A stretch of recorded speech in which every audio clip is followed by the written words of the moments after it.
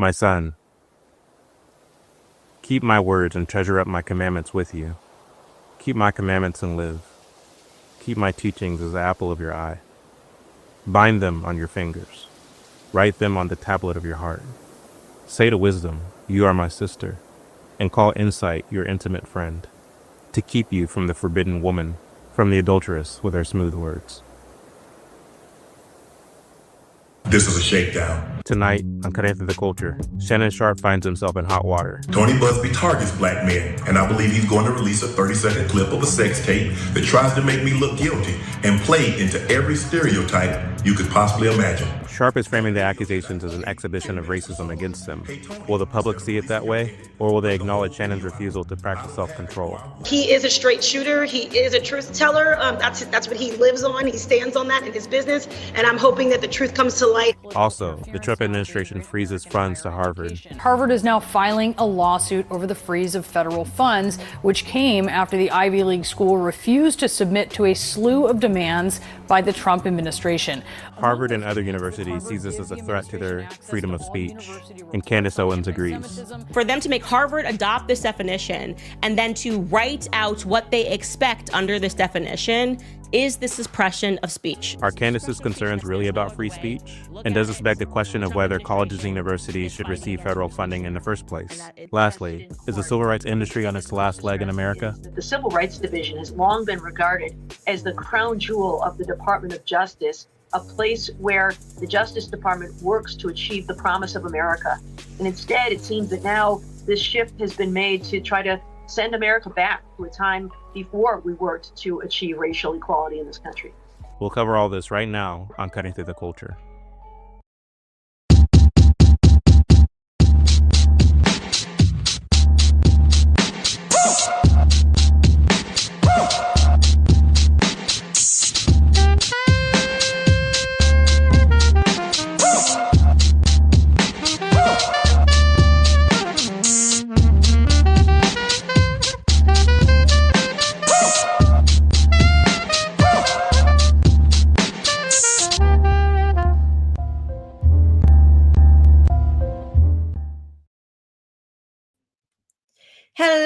Hello, everyone. Welcome to another episode of Cutting Through the Culture. I am one of your hosts, Keisha King Benton, and tonight we have quite a show for you. So we've seen a bit too much of Shannon Sharpe. We've heard a bit too much from Candace Owens, and now we're going to see if America is ready to shut down and stop hearing so much about civil rights. To join me to talk about these episodes with me are my brothers in Christ. We got Mr. Chad O. Jackson. I'm going to go ahead and add him to the stage. And we got Mr. Blanchard Robinson. And we're waiting on our good friend, Mr. Teaching Chuck Littleton. How are you guys? Dandy. Dandy. Fine and dandy. What's nice going on? He took it back to the mid 90s, early 90s with that hat. It looks good. It looks real good. Yeah, it looks very white men can't jump-ish. It reminds me of something like Wesley Snipes would give. Yeah. You're giving Wesley Snipes vibes. Yeah, there you go. You really like a 90s. Now that's Woody Harrelson. Yeah. That's it. He's a wiggity. Didn't he pass away? No. Woody Harrelson? No. Yeah, I don't know. I must be thinking about somebody else. He's about to do another movie. He didn't pass away. I just saw him in a commercial. He didn't pass away. He's a communist, by the way. Yeah, a wiggity. We know.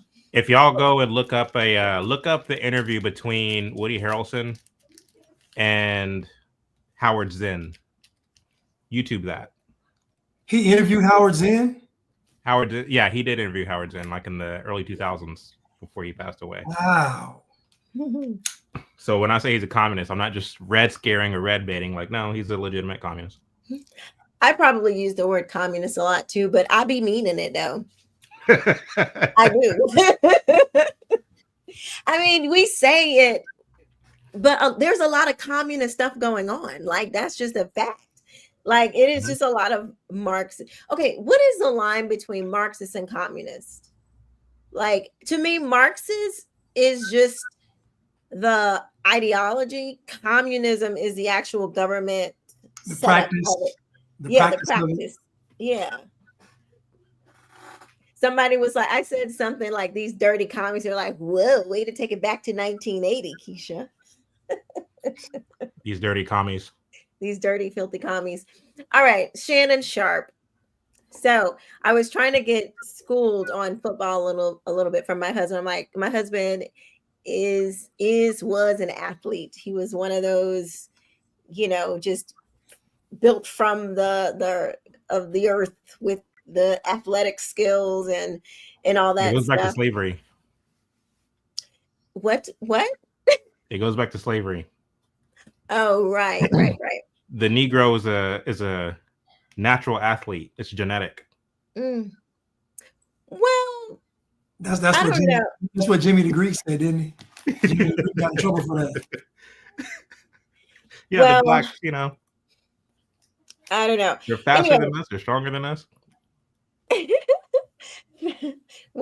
Anyway, never. I'm not even gonna go there. But what is the thing? Anyway, never mind. My point is, I was trying to get him to tell me. I was like, "Honey, tell me some stuff that's gonna make me sound smart about football." So I don't get up here and sound crazy. He's like, basically, Shannon Sharpe is, he's brought this all upon himself. Like this is of his own doing. Because I don't watch Shay Shay. I don't watch none of that. And why would That's he kind of call gay, isn't it?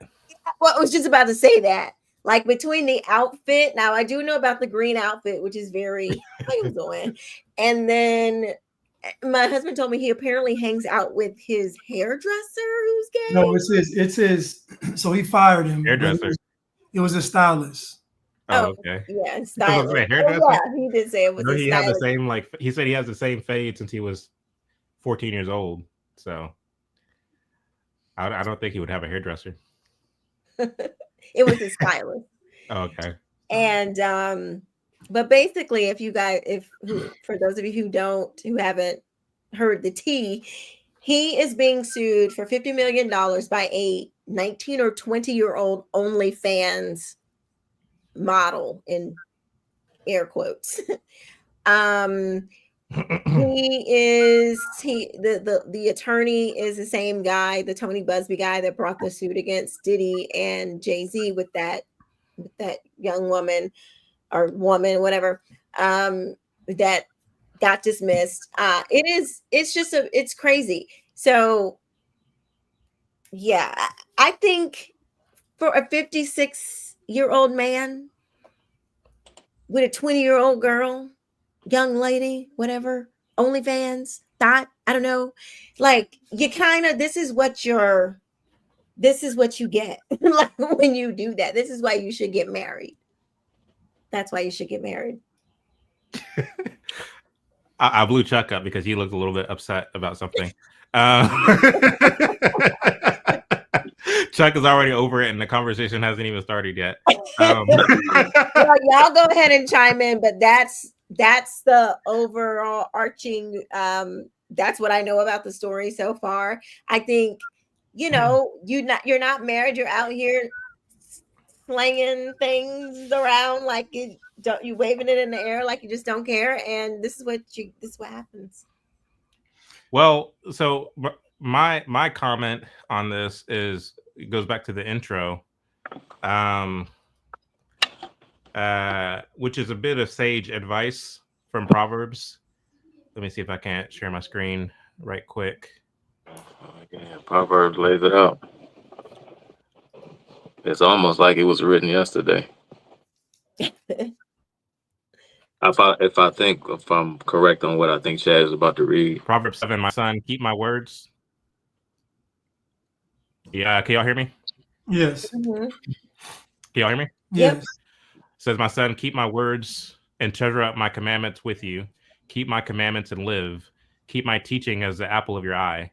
Bind them on your fingers. Write them on the tablet of your heart. say to wisdom, you are my sister, and call insight your intimate friend, to keep you from the forbidden woman, from the adulteress with her smooth words. So when you listen to both what Shannon Sharpe is saying and what the accusations are, the fact is that he fell into the fly trap willingly. Like even in his little IG admission, where he said, we met during the day at her request. That to me is a red flag. Like, why are you meeting up with a 19-year-old OnlyFans model? Like, what did she do? Did she slide into your DMs? What did she do to lure you into her bedroom? Right. And Proverbs talks a lot about, be aware of the adulterous woman, be aware of the smooth tongued woman who lures you into her room. It's a trap, and you're 56 years old. You're falling for the trap. I guess my recommendation for Mr. Sharpe is to repent. Repent and give her life unto Christ, because this ain't it. I mean, like, she's suing you for $50 million. I hope that she gets it. I hope you learn your lesson, but more than anything, I hope you repent. So. You hope she gets the 50 million? Yes, absolutely. Absolutely. He needs to learn his lesson. I mean, but the thing is, she what was I gonna say? So I guess she's accusing him of raping her or something like that. Or of using his power and his influence to silence her, or whatever the case may be. I'm not sure, but I don't really care about the details. I really don't care about the situation in general. I mean, you all know me. I don't care about celebrity gossip. However, it's interesting to me to see this kind of reaction that we're seeing of people saying that Shannon Sharpe is a truth teller. He's all about the truth. Well, no, he's not. He's not about the truth. He's about degeneracy and debauchery and kind of leaning into his celebrity status. That's what he's about.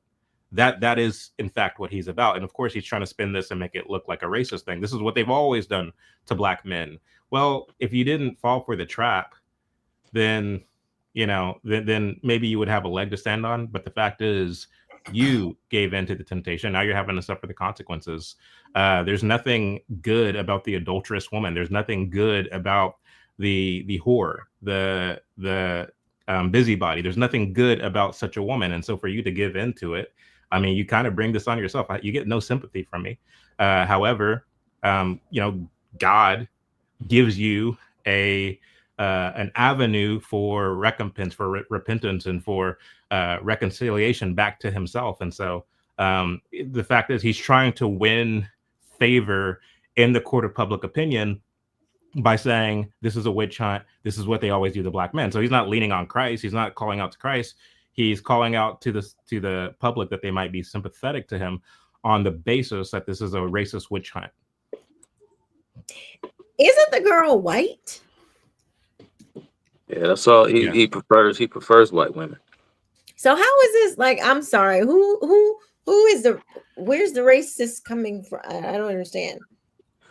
Well, because he's saying that go ahead. Yeah, he was just saying that the attorney, because this attorney Tony Busby has represented a lot of alleged victims, filing charges against a lot of high-profile Black celebrities. Oh. Of this recent past, like it was Deshaun Watson, and then there was Jay-Z, and he's representing a lot of alleged victims of Puffy, and Shannon Sharpe is just the latest. So these are all Black men. So Tony Busby, this is what he does. He has a reputation for trying to take down Black men. Oh, so right. It couldn't be any of Shannon Sharpe's fault or Diddy's fault or Jay's. Like none of them. None of these people have any. Race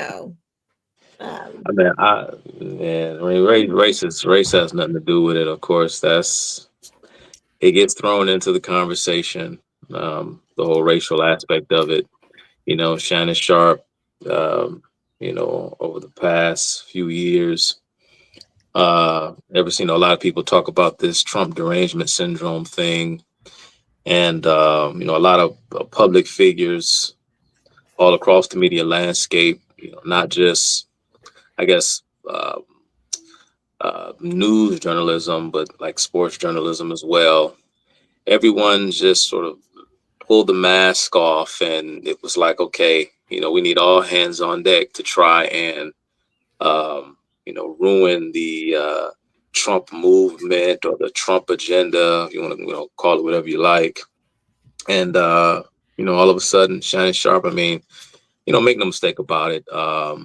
We knew for the longest time that most of the people in media entertainment, many of the folks on television, we've known for a very, very long time that most of them are pretty left wing, but we accepted it because they were talented, they were giving us a service, and we were coming to them for a very specific thing. We weren't really showing up to talking about Shannon Sharpe in his post playing days. He had a gig working for CBS on NFL Network, and he was dismissed from that job, and then he went over to Fox Sports 1. And so when we go to Shannon Sharpe, we go to listen to him talk sports. That's what we show up for. Really care to listen to Shannon Sharpe's political opinions.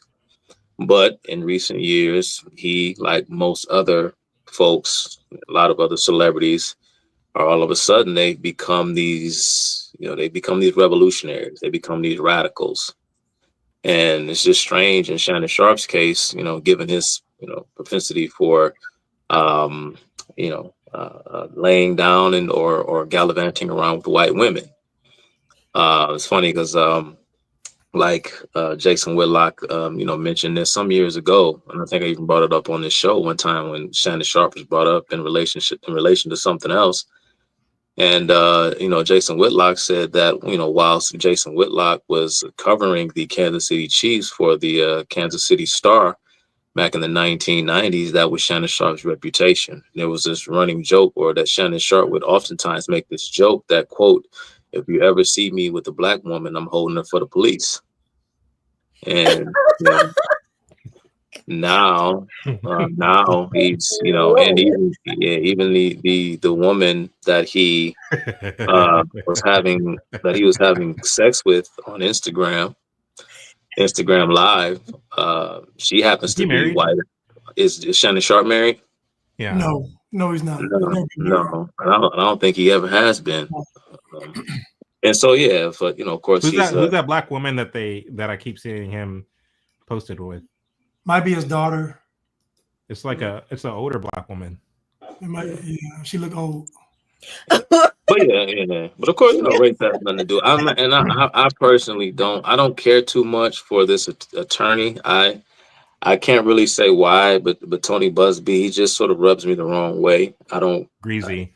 He's just asleep. Yeah, he comes across that way, and I apologize if I turn out to be wrong. I hadn't heard about this attorney until recently, but just sort of watching him maneuver, watching him manipulate, opening up, these toll-free hotlines for Puff Daddy victims to call in with their stories. He just seems very sleazy to me. But isn't Chuck that like a very lawyerly thing to do? I mean, here in America, well, probably all over the world, but just kind of like class action culture to use this term that is popularized in our generation of everything's a culture, right? But you see it if you watch daytime television.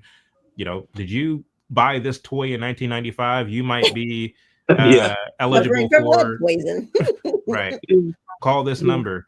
I mean, isn't that kind of like part of the lawyerly culture? Yeah, it is. It's very massive class action lawsuits, and many, and aside from the teachers unions, trial lawyers, just as point of fact, as an aside, I guess, trial lawyers are some of the biggest Democrat Party donors in the country, for whatever reason, right? But they love them, these ambulance chasing lawyers. They love Democrats, and they love the Democrat Party, even though, of course, I guess party politics aren't the topic in particular. But Shannon Sharpe, I mean, well, I guess in some ways it is, because, you know, Shannon Sharpe is another one of those, you know, kind of liberal shills, one of those Democrat Party puppets that'll just toe the party line in whatever capacity he finds himself in. When he was on Fox Sports 1 with Skip Bayless, you know, making all of these, you know, saying things about, you know, Donald Trump, and, you know, making reference to the grab him by the, you know what, the audio recording. You know, Shannon Sharpe was so taken aback that he couldn't believe that this man had the audacity to say something like this. I mean, I remember that. Give me a break, Shannon Sharpe. You know what I mean? Like, you, you know, knowing what you do in private, let alone a lot of the things that I know that you've heard all throughout, you know, locker room that they talked about, you know, what Trump referred to. I think it was Trump who made the defense, or someone within his camp said it was just pretty much locker room talk. And it was pretty much locker room talk. And Shannon Sharpe knows this. Shannon Sharpe engages in locker room talk out in the open. You know, he does it on his YouTube channel when he's sitting back talking to Chad Johnson or Chad Ochocinco, whatever he goes by now. Shannon Sharpe now does, part of his entertainment is locker room talk in the open. Now we done heard way more from Shannon Sharpe than any of us care to know. Let me So, in reference to something that Chuck just said, and with respect to, you know, Tony was it Bugsby? Also being a sleaze. Like, this is a cold case of, you know, blood will have blood, or blood begets blood. Because the fact of the matter is, there is no quote unquote good side to the equation as it relates to Shannon Sharpe and this Jane Doe or Tony Busby. This is secular culture being secular culture. The fact is, she's a OnlyFans model, allegedly. Tony Busby, the lawyer, is an ambulance chaser, and Shannon Sharpe is a whoremonger. Like, so the fact is, like, there's no quote unquote good side, you know. This isn't a situation where you should pick a side. The fact is, like, this is what happens when these things transpire, you know. So 19 when he met her in the gym, they said, Chad, 19. You're 56 years old. 19. I mean, she's my bad, Blanche. She's 3 years younger than my oldest daughter. I couldn't imagine. I don't even see 19-year-olds. Like, that is like, that's amazing. Yeah, that's amazing. Go ahead, Blanche. Yeah, so my take on this is a little different. Shannon Sharpe was running around with a openly homosexual man for years, and it wasn't salacious, it wasn't news, it wasn't nothing. And then all of a sudden, when he fires said stylist who was openly homosexual, all of a sudden now he's making a sex tape with a woman, and now he's going after 19-year-olds. At the end of the day, in my opinion, this is all theatrics. He's supposed to be having a deal worth $100 million because Shannon's not worth $50 million. So what they're suing him for obviously isn't what he already has. So he has a deal coming, quote unquote, pending with him getting this $100 million. I'm just going to say this. I just think it's rather convenient that Shannon Sharpe's going his whole life without any kind of scandals, without any kind of scandals with women. He's been an NFL player. He's gone this far. And all of a sudden, when he gets to be his old, ripe age of 56, all of a sudden now he loses his mind.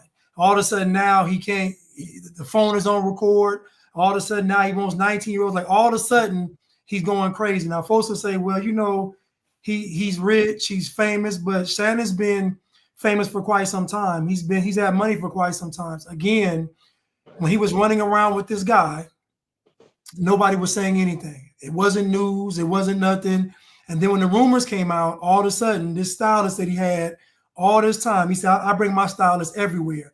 Front seat at the Lakers games, on vacation, to dinner. He's traveling everywhere with this stylist, and nobody's saying a word. No headlines, no nothing. Then the moment he gets rid of this guy, all of a sudden now he on a sex tape talking about, yeah, that's my Michelle. Sounding like an old field hand. So I don't know. I just think that it's a little bit too convenient for me, this whole storyline. Only fans. I don't know, man. She's 19 years old. what kind of game is she really gonna run on you? I don't know. So I think something else is at play here. I don't know what it is. I'm not buying it. I've never bought Club Shay Shay. I never bought Shay Shay. He's always been up to something. And so to me, this is another one of these tricks, another Hollywood trick. This is my take on it. I don't buy none of this. Shannon Sharpe. Sorry, what did he say? No. This is not Michelle. What does that mean? That's what he was saying on his when he went Instagram live accidentally while he was having sex. He was. It's too much stuff going. It's too much stuff going on for this just to be you just reckless. You wouldn't have made it this far. You're not going to be this reckless in this stage of your life, having gotten to this stage in your life. Now, if you was doing this in your 20s, I get it, but you about to be 60 years old. This is not. It's the phone was on record. He's always getting recorded. He's always getting extorted. It's always some woman trying to get. It's always something. But guess what? Prior to this, he was with this white woman for years, no problem. He's with all the white women for years, no problem. I'm sure might have been some gold diggers. They might have been this. So how you make it this far unscathed, and now we get to this point, and now all of a sudden you can't stay out of trouble. So what do you think is publicity for something like he has come? I mean, because celebrities do that all the time. Even bad publicity is good publicity when you're trying to sell something. Yeah, I mean, go ahead. I mean, well, it could be. I just I just look at it for I look at it for what it is, and just look at everything on its face and try my best to understand what's going on. Like Blanche mentioned, I mean, throughout his entire playing career, Shannon Sharpe, I don't recall him ever being caught up in any scandals. He's always been a character. He's always had a big personality. He was always kind of affable, charming, and funny. I mean, even when he was a player, he was known for having this big personality. I'm going to go off of again. I'll refer back to Jason Whitlock. I know when he was released from CBS, I myself wasn't involved back then or studying the why behind Shannon Sharpe leaving CBS. But according to Jason, this was quite a while ago. They had that team over there at CBS and Dan Marino and I forgot some of the other folks over there at CBS on the NFL Network. And Jason Whitlock said, the Shannon Sharpe was involved with a lot of women over at CBS, and there was he claims that Shannon Sharpe has an HR file, stacked this thick, and that's why he was run out of CBS. And he spoke about Skip Bayless and a bit of desperation in order to sort of compete with First Take over at ESPN when he was given his huge deal to go transition over to Fox, and he brought Shannon Sharpe to be his permanent debate partner on Undisputed, which was the rival to First Take. He ignored a lot of the red flags waving surrounding Shannon Sharpe to bring him in to be his permanent debate partner. But according to Jason Whitlock, again, people have always known that Shannon Sharpe had this reputation of having quarrelsome relationships with women on the job and women away from the job. And it's funny that Blanche mentioned that you've had this. That I don't know if you all noticed that there was I think the New York Post had the exclusive story just ran, I think 2 days ago, that a girlfriend he had back in 2010 claimed that he also sexually assaulted her back in 2010. So now all of these, stories and stuff is coming out.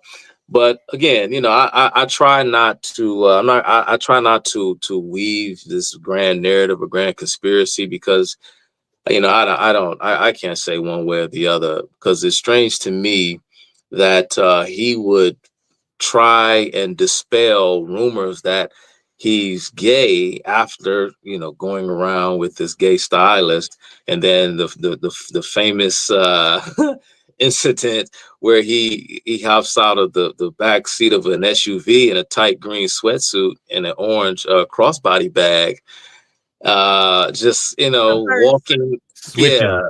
He kind was of switching. walking kind of strangely, since Shannon Sharpe's a Hey, big guy, so his clothes are just gonna kind of fit him like that. But again, for me, like Chad, when I see stuff like that, I'm not going to take to the internet and start making accusations that Shannon Sharpe is gay because he looked a bit suspect when he hopped out of the back of this SUV. That's just fun, meme internet stuff for people to just play around with. I don't play around with that kind of stuff. Calling somebody gay if I don't have any facts to prove that they're gay. I don't do that. But it's weird to me. To what? No, I'm not going to do that. Now No, I agree. I agree. Are you familiar? Hanging out with this gay stylist. Let me just finish my point so you guys can jump in. Hanging out with this gay stylist is something that I wouldn't do. But what I find odd is that why would he go through such extreme lengths to dispel these rumors that he's a homosexual when he was out in the open with this other guy who was openly gay, who once upon a time had a relationship with another NFL player, a former strong safety that played for the New York Jets by the name of Kerry Rhodes. So I'm like, dang, Shannon, why are you trying? If you don't want people to know that you're gay, why are you out in public with this guy? So I don't know. It's just weird. It's just weird. So I don't. Shannon Sharpe sexuality, that's not even on my radar. Right. Are you familiar with the term switching? Yeah. Is that like is that walking, something that was used in Detroit? Yeah. Yeah. I didn't know if that was a Southern thing or if y'all use it up in Detroit as well. Yeah, we set that up in Detroit. Yeah. Yeah. I was just curious. Yeah. If you look like a duck. If you walk like a duck, it's a duck. I agree. seen the actual video of him getting out of the car. Of the SUV. I just looked it up. I agree with you Jack, know what? though. Not even just that. It's the fact that even like when he was on set with the guy, the stylist, the guy, like in between takes, the guy was supposed to be going across him, getting all the lint off. He wasn't even touching him. He was like motioning, like he wasn't even putting it. I'm like, you're not even touching. It's like just going through the motions. Like, I'm like, what's going on here? Like, you ain't even getting lint off. Anyway, my point is that there's no way. My rule is, if Blanche did it, what would they say? So if I was walking around and I was sitting courtside with a dude that was flaming, ain't nobody gonna say, you know what? I think Blanche is just got a stylist with him. Everybody's gonna say everybody gonna say it. So at the end of the day, I'm just like, listen, to have a stylist is one thing, but to take the stylist everywhere, like that's a little to a game. I don't know. It's just a little bit extreme. I don't know. And at the end of the day, my thing is, then why'd you fire him? If the stylist was so instrumental in what you were doing and he'd been with you all this time, what would make you get rid of him? What was it? And then who's his replacement? Who's your new stylist? So man, did you hear this alleged recording that Tasha K got a hold of? Did you hear it with Shannon Sharpe? Yeah, I'll have to send it to, because I can't even imitate it. He's the guy, the stylist guy. I guess his nickname is Hollywood, right? And Shannon, there's a recording. I don't know if this is a voicemail. I don't know what this is, but he's asking Hollywood. I can't even repeat it. I don't feel right in my soul. I can't say it or say it how Shannon Sharpe said it. But it was it don't sound right. I don't know what Shannon is talking about. The words are he said, "What you gonna do with this, Hollywood?" Those were the words. Talking about the way he said it sounded like it sounded like Master coming for that. Yeah. It's not like Blanche said, "Hey Chuck, grab that box for me," and I picked it up and said, "Which one we do with this?" It wasn't like that. It was like something else was going on. You go eat your cornbread. That's the way. That's the way it sounded. Yeah. Lord have mercy. Yeah, but but all jokes aside, man, 56 years old, guys.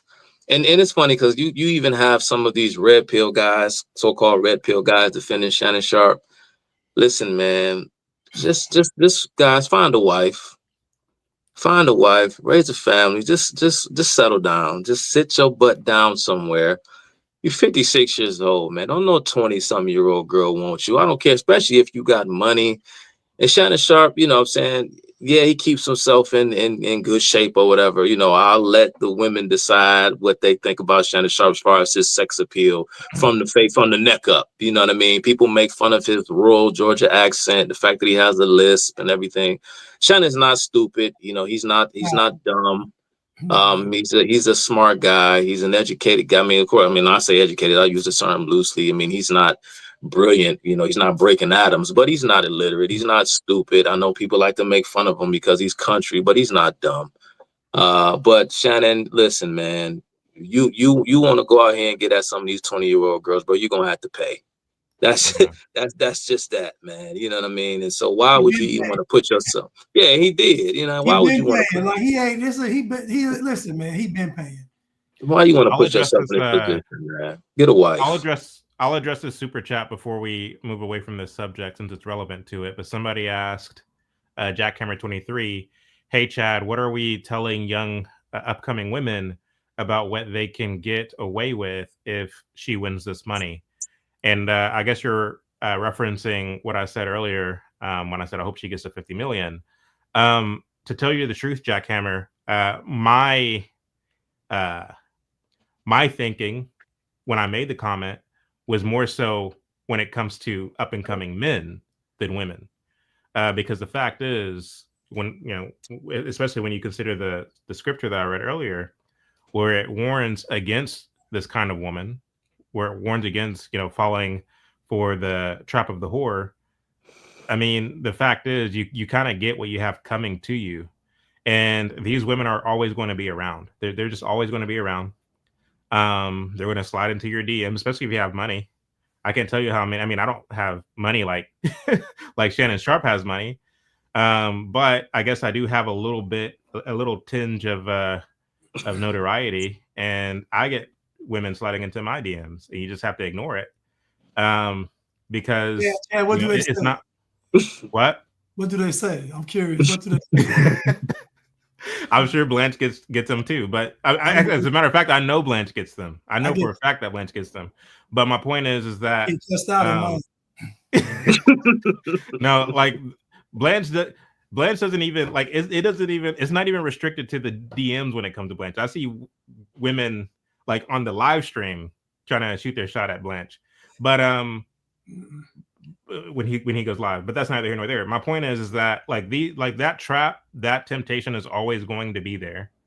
And for me, it's important that young men know that is out there and that they don't give way to their lusts, because to the extent that you do that, I mean, there's a lot of consequences that are the effect of it. And so, like for me, I'm always going to speak from a biblical context. And in the same way that the Bible has warnings to men, it also has warnings to women as well. And so I'm always going to reference the scriptures when it comes to the advice that I have to offer to women as well as to men. And so for me, it's like when it comes to the godlessness of Shannon Sharpe in this situation, as well as the godlessness of this young woman in this situation, frankly, I'm not super invested in what the outcome of this will be. But at the same time, to the extent that she gets to 50 million, I hope that young men learn from this. But I do see your point. What message does it send to young women? I mean, yeah, I can see it being a temptation for women to kind of follow the same playbook. But this is kind of the corruption of the matter. Like either way you swing it, it doesn't send a good message. If Shannon Sharpe wins in a court of public opinion and thus in the court of law, which will then signify that, Black men got justice because this is always happening to Black men, I think that's the wrong message. But if she wins the 50 million and a lot of women say, oh, let me now do this, that also sends the wrong message. Either way you slice it, the corruption is highlighted. But I take it back to the Bible. Men, stay away from women like this. Women, don't be like that. I'll leave it as simple as that. Indeed. Why, Shannon? Why? Immaturity. He needs to grow up. Yeah. Yeah, and it's like I said, evidence in the fact that again, after the Instagram live thing happened, and Chad Ochocinco was talking to him about it, and he told him, "Yeah, you know, Ocho, that's how I do it, you know." Ocho. And he just sitting up there bragging about how he put it down in the bedroom. I'm like, dude, come on, man. Yeah, it's like, come on, bro, stop that, man. I mean, the only women that would find that attractive is a young girl. Like there's no grown woman that they're like, yes. Oh, I want to hear that. That's the man I want. Like, come on. That's reserved for young women. When I go to my daughter's school, I don't even make eye contact with the young girl. I don't even look at them. I don't even make eye contact with them.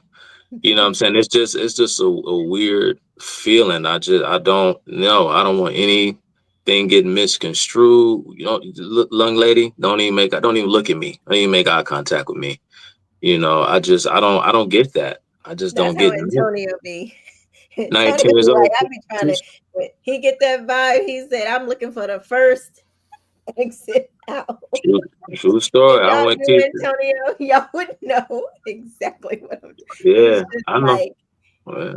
Like, yeah, true story, man. I went to a basketball game. My daughters were cheering, and all the cheerleaders were the varsity cheerleaders, junior varsity cheerleaders. They were all in the front when you first walk in, and like straight ahead is the gymnasium, and they're all around, and they're like practicing and standing around talking or whatever. And I knew my daughter. I knew she was in there somewhere. You know what I mean? And so when I walk in, you know, my kids, when they see me, they get excited. They want to run up and hug me and stuff. But instead of looking over and trying to look through the crowd to see which one of them was my daughter so I can wave, I just said, she's just going to have to catch me later. I made a straight beeline. I didn't even look over there. I just walked right in. And my wife was like, why you do her like that? She said she was waving at you. I said, no, she wasn't. She said, yes, she was. I said, well, okay, I'm sorry. She may have been, but I wasn't paying no attention. So why that's so rude. You're not going to say hi to your daughter. I said, listen, she's standing over there with all the cheerleaders in the sea of girls. I don't know where she is. And so, again, I don't want any of the young girls to think that they don't know who her father is, that I could be looking for her. I just don't want to look in that direction because I don't want anything to get misconstrued. I don't want it to seem that way. Just the impropriety of any kind. I don't want anything getting misconstrued. So I didn't even look that way. I didn't even look over there. Yeah, I guess I thought that Antonio. I'm like, come on, honey, like you kind of doing too much, doing a little too much. I mean, I guess it's honorable, That's wise. That's wisdom. Yeah. And they had their little cheerleading outfits on and their little skirts and all that, whatever. And I know how, I know teenage boys, when we look at the cheerleaders, we'd be like, oh, shoot, So no, I'm not doing that. But they're trying to normalize. They're trying to normalize these kind of relationships between older folks and younger folks. Yeah. There was a film that was released a few years ago, actually, called "Call Me by Your Name." Have you heard of this? No. Yes. Did Lil Nas X have something to do with that? No, it was about, and I didn't see the film, but I remember thinking it was very odd. It's about this gay couple. One is an older man, the other is a teenager, and it was like nominated for like Oscars and all this. And the boy, I forget the guy who played the boy. He didn't make the Oscars or something that year. He didn't make the Academy Awards for some reason, and the comedian who was hosting the awards that year, what did he say? Who was it? I think it was Jimmy Kimmel or something like that. And he said, so and so couldn't make it tonight. He's probably at home watching Paw Patrol, and the audience just laughs. And I'm sitting here thinking to myself, that's sick. Like you're literally making a joke about the boy who plays a gay lover to an older man in a movie is probably at home watching Paw Patrol. So you're making light of the fact that this is a young boy, and it's all it's all Pedophilia. I chuckles mean, and he's laughs. making fun of pedophilia. Yeah. But he's not condemning it though. He's celebrating it. Yeah. So it was just off-putting. And then too, you go back to the early 2000s, American Pie. That takes place in a high school. Like that literally takes place in a high school. When you So think about some of the stuff that they were saying in American Pie, even though it was hilarious back in the day, we still make jokes about American Pie today. But my point is, Keisha, is that like, my point is, Keisha, is like these are films that like sexualize high school students, and adults were going to see them. Yeah. And that was like nobody said. I don't remember, to my knowledge, of course, I was 10, 11, 12 years old back in those days, but I don't remember like there being anybody coming out and saying like this is normalizing pedophilia. Like, why are we celebrating this in culture? Chad, do you think that there's a double standard? I mean, and I've been seeing this a lot lately in the media with a lot of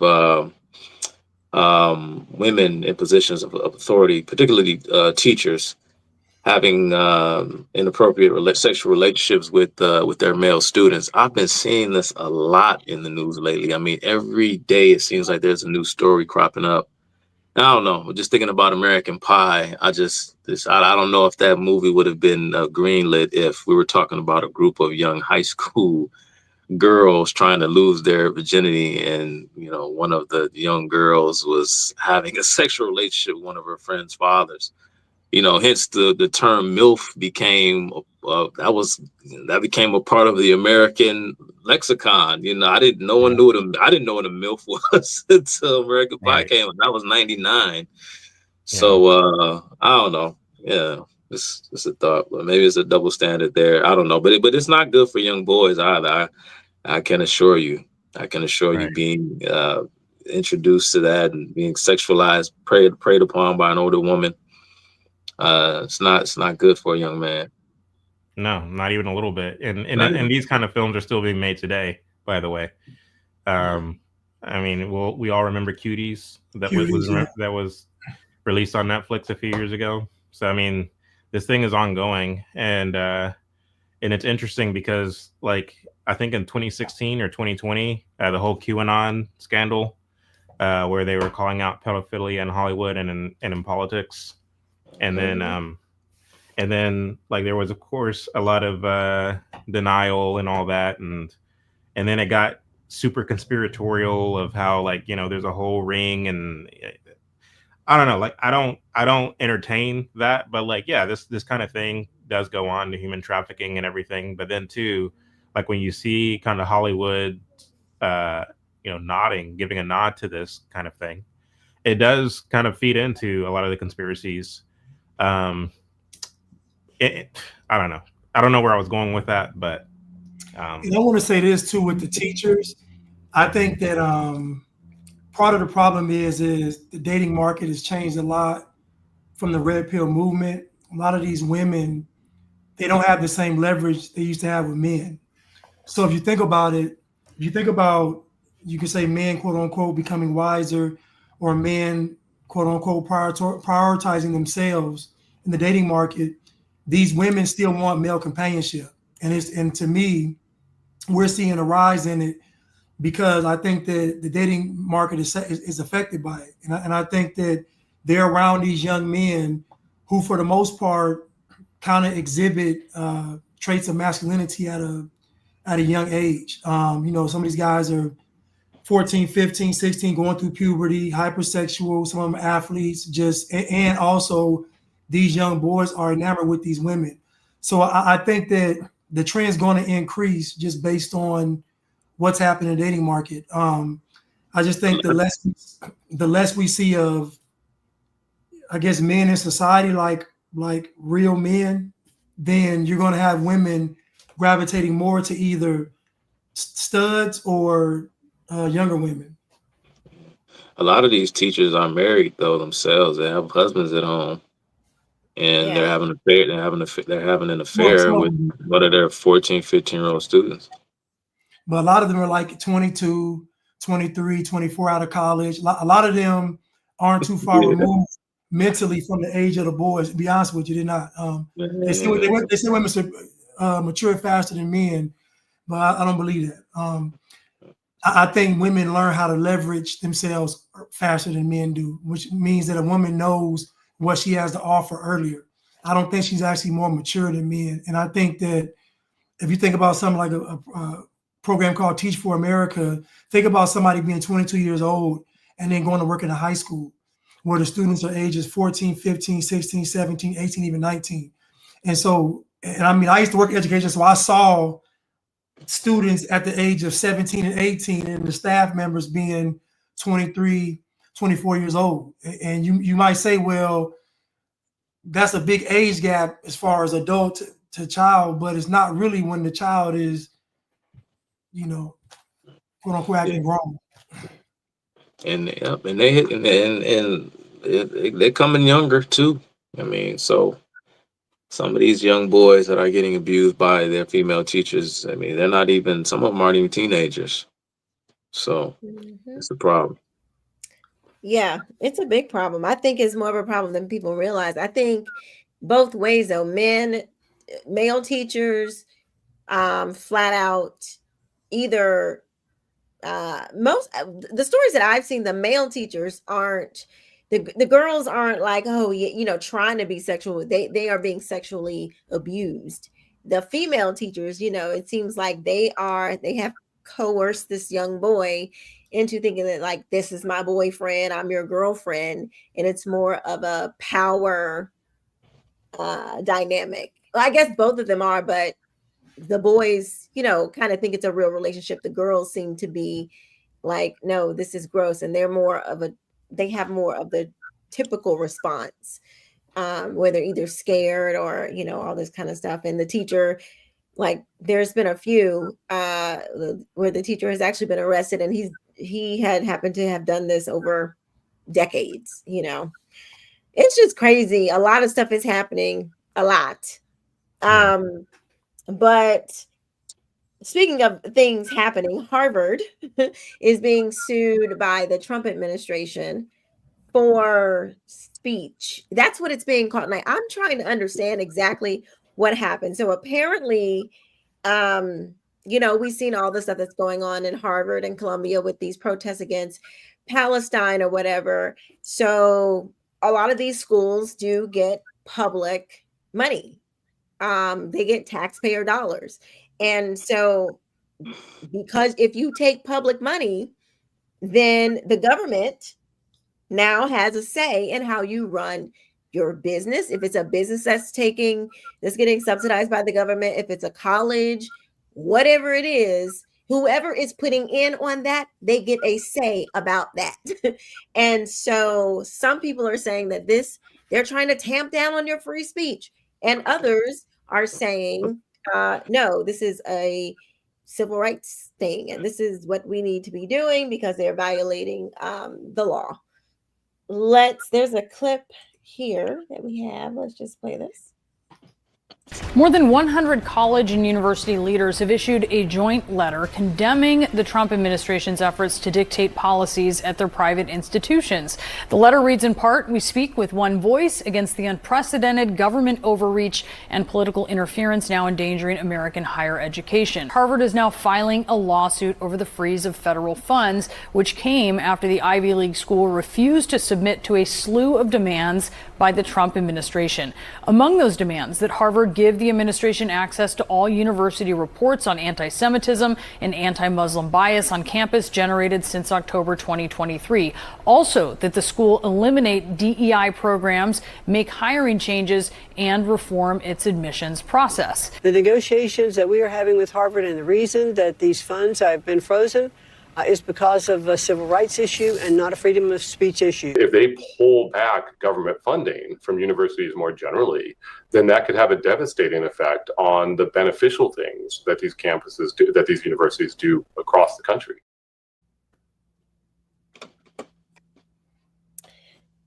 Sorry, you guys. My internet was messing up, so I could barely hear any of what was going on. So why don't you guys sum it up for me and let me know your thoughts on it.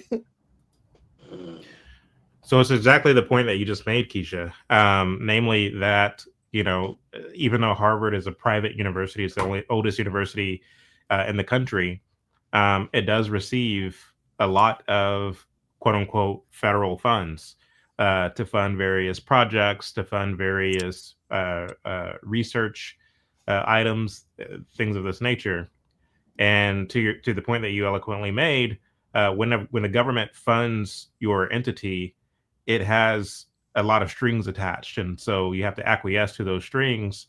And if you want to exercise your freedom of speech, simply, let those funds loose, and you can practice as much free speech as you'd like.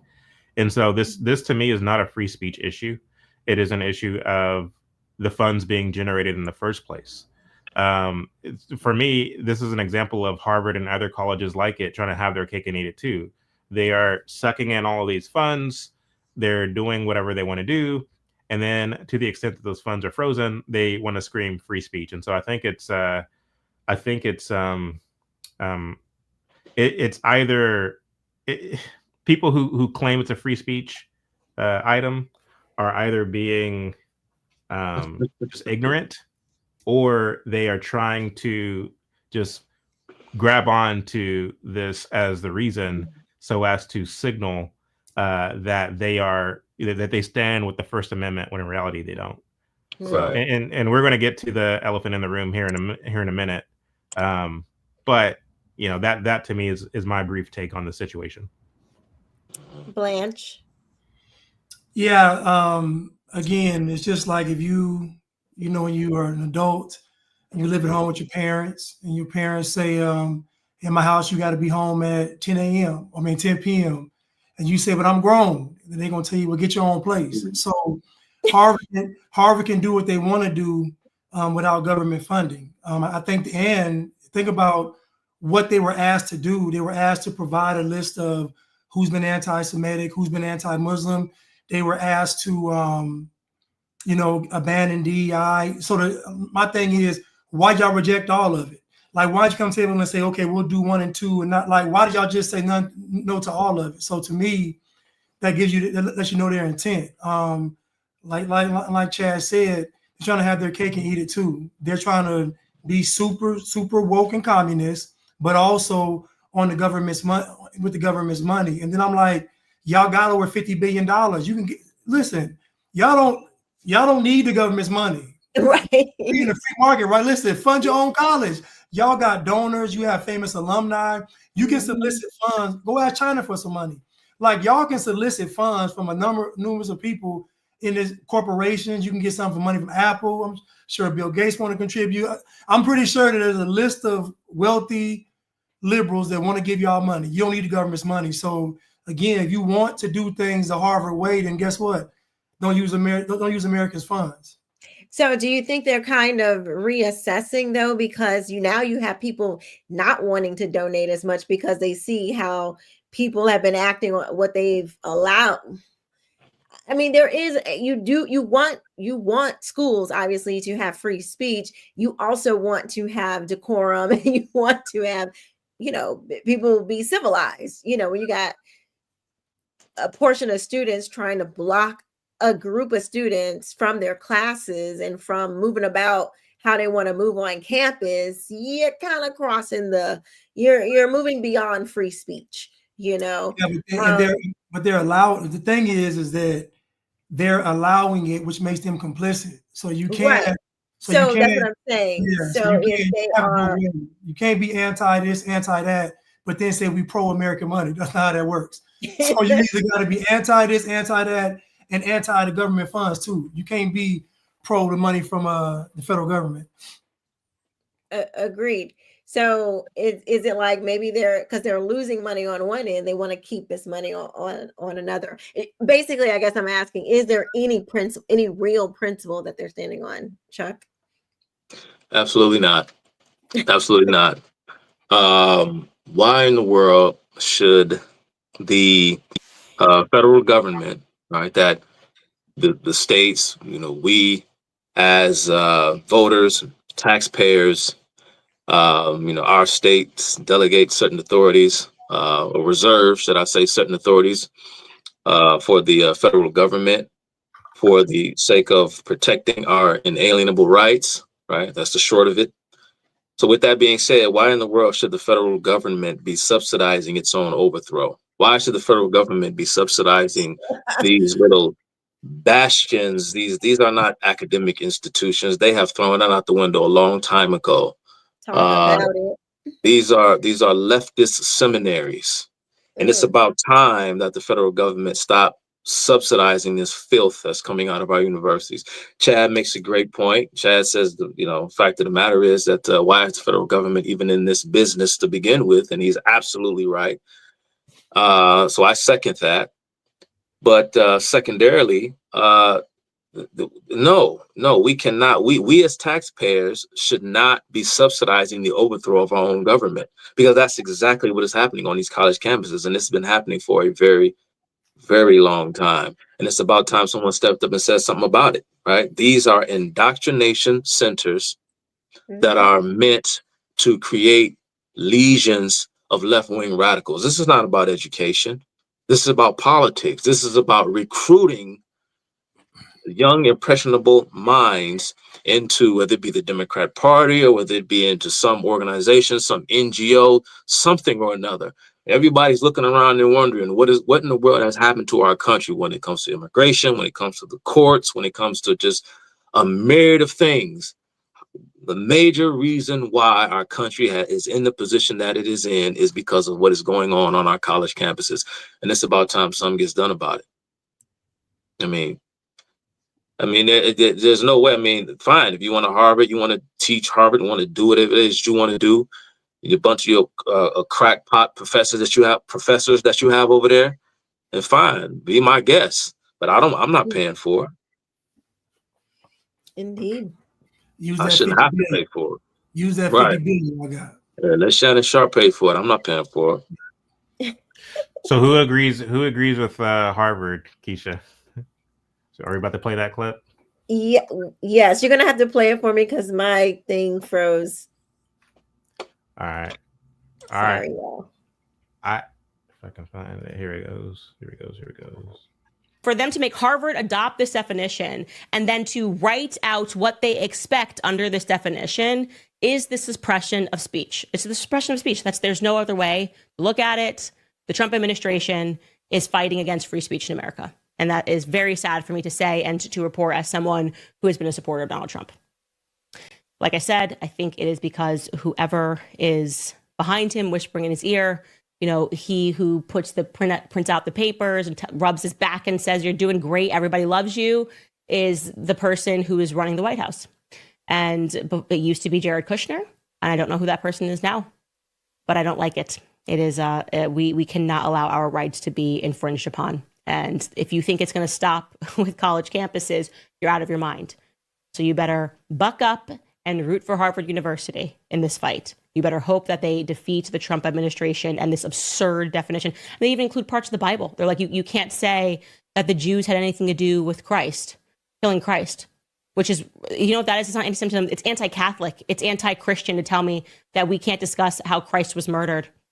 We can't discuss who it was that was plotting against Christ. We can't discuss the Pharisees and the scribes anymore, guys. We can't discuss the teachers. Because according to the new working definition, which all the college campuses are going to have to abide on first before they try to mainstream this, lock me up. I'm saying it. You ain't going to get me.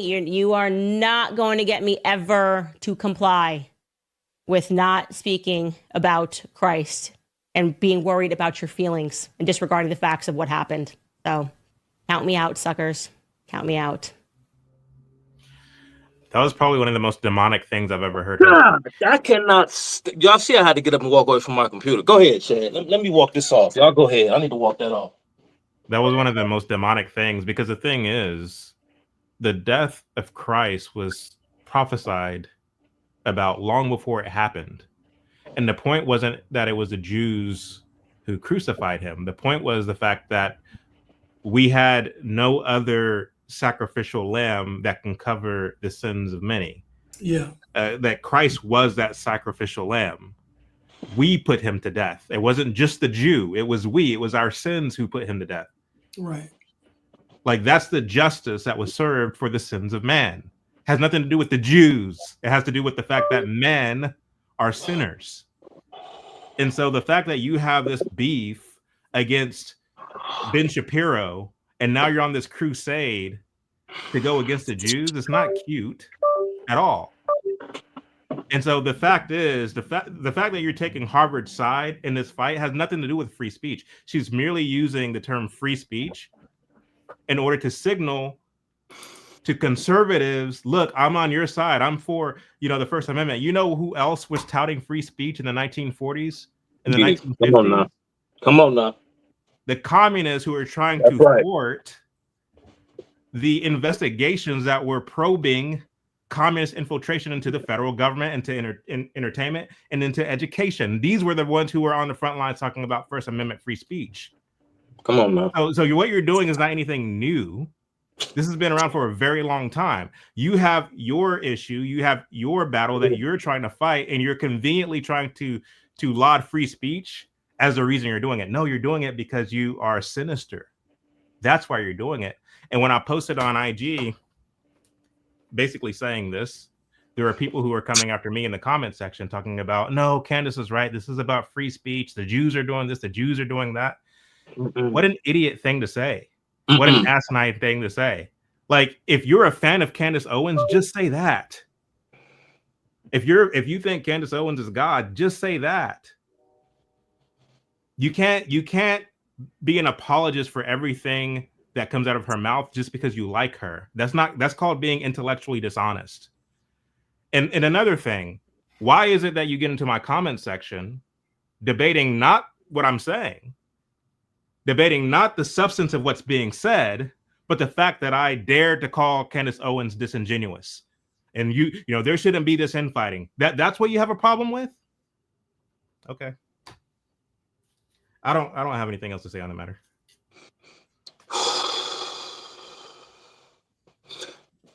Man, I don't even know if I should say something right now, because like, for me, it's like I don't even mean to get super emotional about it, but it's like, you know, you're when it comes to Candace Owens, I can suffer her for a time. But when you start talking about, oh, you're going against Christ, it's like you're not even for Christ. Right. Like, right. You use Christ as a political football. That's what you're doing. Like, you don't even follow Christ. What are we talking about? She is such a it's hard. I can't even find a superlative to describe this woman. Like you said, it was a demonic thing to say. She is such a charlatan and a fraud. Free speech, Chad. I don't even think you said it in such a sophisticated way, much better probably than I can ever say it. This is not a principled argument that she's making. She's a liar. This is about her agenda. This is about her anti-Jewish, anti-Israel agenda. And sure, from a political standpoint, she is free to think and believe whatever it is she wants to think and believe. Trust me on that. But what about the folk to whom she's trying to make a defense? You know, she's again making it seem as though this is about free speech as the principle, when the very people that she is trying to protect with her rhetoric couldn't care less about the fundamental tenets of America, one of them being the free speech that she is using as an excuse to levy her attack against a certain group of people that she conveniently likes to blame for everything. This woman is so stupid. I can't, dog. I'm at a loss for words. I had never heard that before because I don't listen to this woman, because I don't suffer fools.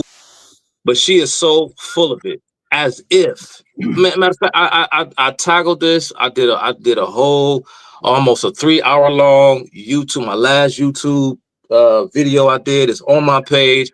I addressed this. I talked about where a lot of this came from, how all of this stuff got on our college campuses. It's called the rise of Islamo-communism. I talked about it at length, and I see that I'm going to have to come back and talk about it again, talk about a lot of different professors, a lot of the things that they have been saying over the decades. This is why you have an issue with free speech in this country, is because of the Bolsheviks on our college campuses. She must have forgotten. But of course, you know, yeah, these are all Jews. It's all Jewish because, you know, for Christ's sake, woman, there was a time at Harvard when they weren't even letting Jews on their campus. This was way back in the early, the former half of the 20th century when Harvard and a lot of other Ivy League institutions were doing these kinds of things. But anyway, this isn't even about making this a Jewish argument or a Jewish issue. This woman is a man. I don't even know what to say, man. I don't even know what to say. Y'all can move on. This woman is a liar.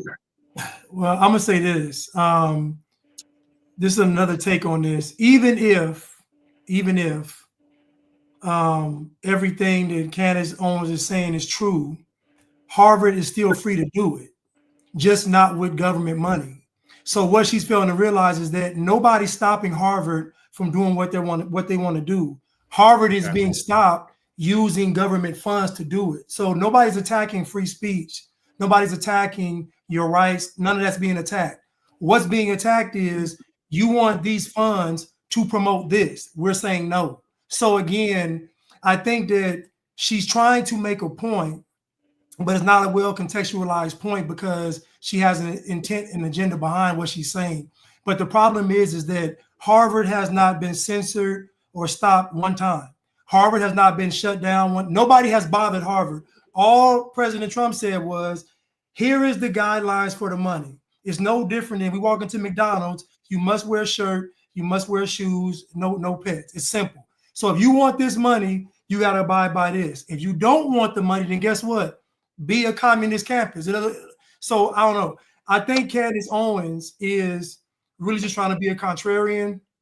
I think she's trying to find a lane where she never has to really take a stance. One minute she can be make your husband a sandwich. The next minute she could be, they're attacking free speech. Let's stick up for the next. I think she wants to be in this ambiguous situation where she never has to be held to task, or where she can always, float around and whatever's hot at the moment, she can be what that is. Yeah, Candace is disingenuous at the same time, though. I think she just failed to mention that nobody is stopping Harvard from doing anything. Harvard is free to do what they want to do, and they've been doing it. You just can't do it with the American money. So I got a question. I got some name. Does Candace support Hamed Dabashi? Does she support Ward Churchill? Does she support Mary Baraka? Does she support Nicholas D. Genova, Mark Ellis, Edward Esposito, Sammy L. Arian? Does she know who Sammy L. Arian is? I bet she doesn't. Does she support? Oh, of course she supports Norman Finkelstein because she had him on the show. They were all buddy. Those just a few of the academics in America who I'm going to be covering on my next YouTube show. Just a couple of them who have been putting out this tripe and this trash for decades, and no one has did or said anything about it. The very same principles and attitudes that run antithetical to our core principles and beliefs are the things that are being touted and pursued, as Chad mentioned, with the protection of this whole attitude, this notion of free speech. This is not free speech. They are inculcating insurrection right underneath our noses. This is not free speech because these things aren't being done in good faith. You're not taking to presenting both sides of controversial issues and allowing your students to see both arguments so that they can pick a side, I guess, or to understand what is going on in the world. That's not what you're doing. And that's exactly what this whole thing is all about. She's talking about free speech because she knows that if it gets exposed, what is really happening on our college campuses, it does not bode well for her agenda. It's exactly what's going on. And to Stephen Carter, don't you tell me I'm doing too much on my own damn show. You can kick rocks, homeboy, because you ain't got to be here. Go start your own damn YouTube channel and you say what you want to say. Nah, how about that? Come up to Michigan and come see me, man, because I'm sick of your mouth, bruh. Anyway, go ahead, Keisha. To chat, obviously. Come to Detroit to chat. Hey, Keisha, real quick before you go on, I think your microphone is you're being picked up by the wrong microphone. Okay. Yeah. Okay. Should we fix now? Sorry. We can hear you better now. Okay. I didn't hear what she said because I don't even know y'all saw. I don't know how much y'all saw, but I was having a whole situation over here. What did she say? She said that she stands on the side of Harvard, and if you stand for free speech, you too should stand on the side of Harvard. Is what she was basically saying in a nutshell. Oh, and then she said, Keisha, that we should be able to discuss the Jews because they killed Christ, and you have to discuss the people who killed Christ. But that's what they're teaching in college, Chad. They're talking about Christianity and Christ. That's what they're doing. Harvard, Columbia, Yale, Princeton, Stanford, right. UCLA, UC Berkeley. Yeah, that's what they're talking about, right? They're expounding upon the glories of Christ and Him crucified, and that's what they're talking about. And that's what they're talking about on college campuses. But they're just hiding the fact that the Jews are the ones that committed the deicide. Because the Jews are the ones that killed Christ. And what this foolish woman negates is the fact that, again, Christ's death was prophesied about long before it happened. And so are you meaning to tell me that if not for the Jews, Christ would have never been crucified? Is that what you mean to tell me? Here's what I will say about the whole thing, or anyone that wants to pick a group and point the finger to, and the thing that you're criticizing that group is something that either they were born with or born into. I'm not talking about people who choose to be Democrats. You literally you saw what they stood for and you went to check the box. No, I'm talking about immutable characteristics. When people start to point the finger at immutable characteristics and you claim the name of Christ, when you do that, you fail to understand the entire mission of Christ. You cannot point. That was part of what Christ's problem was with the Pharisees themselves. They were always looking and pointing, thinking that they were above those everybody else. Oh, you're gonna go to Samaria? Oh, you're gonna eat with the Samaritans? Oh, Candace sounds just like a Pharisee, literally, or anybody who wants to take a group of people and point the finger at a Black person, meaning you are, and I'm not saying where you are, when you demonize the whole group for being that thing and that they are doing one particular thing. You are missing, and you're trying to make a moral case for it. That's exactly what the Pharisees did to everybody else. You know, right. It was this holier than thou. I'm better because I'm a Christian. I wave the banner of Christ, but you're a Jew. You haven't accepted him yet. Let me tell you something. All of us were at that place at one time. So, this whole thing of oh, well, they don't accept Christ. So neither did some of you, but such were some of you who was idolaters, who were fornicators, who were liars, who were God. Such were some of you. And if you keep on reading, the Bible will tell you those are, I'm going to call them back to me too. God is not, he knows where Israel is. He knows where they are. But here's the thing. We don't know where individual, where individual people's hearts are. You don't know how far or close they are away from God. You could be the one that God is looking at saying, I never knew you. So I think we all better be careful before we start walking around here condemning people and saying okay, that type of stuff. I'm not saying you can't criticize. I'm saying when you start trying to say, oh, I'm better than this Jew, or I'm better than this Black person, or I'm lower than this, person over here, or whatever. You need to be careful with stuff like that, especially if you claim the name of Christ, because all of us, that's the whole point. We all fall short of his glory. All of us. He has no respect of person. Okay? That's the whole bag. Right. It's right. Everybody. Everybody needs him. It's not the It's the sick who need a physician. It's not the people who got it all together, which none of us do. That's his whole point. So for Candace or anybody else who claims the name of Christ and you want to just point the finger at one group of people, you're missing it. You're missing the beauty of the gospel. It is the humility. It is the grace that God gives us that we don't deserve. Like that, this is not, he says this grace is sufficient. It's not just for one person. Anyway, that's all I had to say about it. So I just wanted to address this real quick. Ashley Nicole said, Candace is not comfortable speaking about religion yet, but I appreciate her trying to stop the oncoming censorship of Christians. For the most part, I'm kind of confused, though, what we're mad about. I mean, I'm not mad about anything, but for me, it's like, the fact is, the Bible talks about, being like, to be aware of the false prophets, the false teachers, the people who come as angels of light, the people who come as wolves in sheep's clothing. And the fact is, when you look at someone like Candace Owens in her totality, in terms of the kind of things that she's talks about, and the fact that she makes light of the antics of Kanye West, who we all know, I mean, he's suffering with some kind of demon. I'm not sure what it is, but like, she's on this crusade, and it's not genuine. It's just not. I mean, you can see it from a mile away. I'm not begging you to see it. I'm just telling you that I see it based upon the kind of things that she's talking about. And the fact is, like, when you say that she is advocating against this oncoming censorship of Christians have been censored for a long time.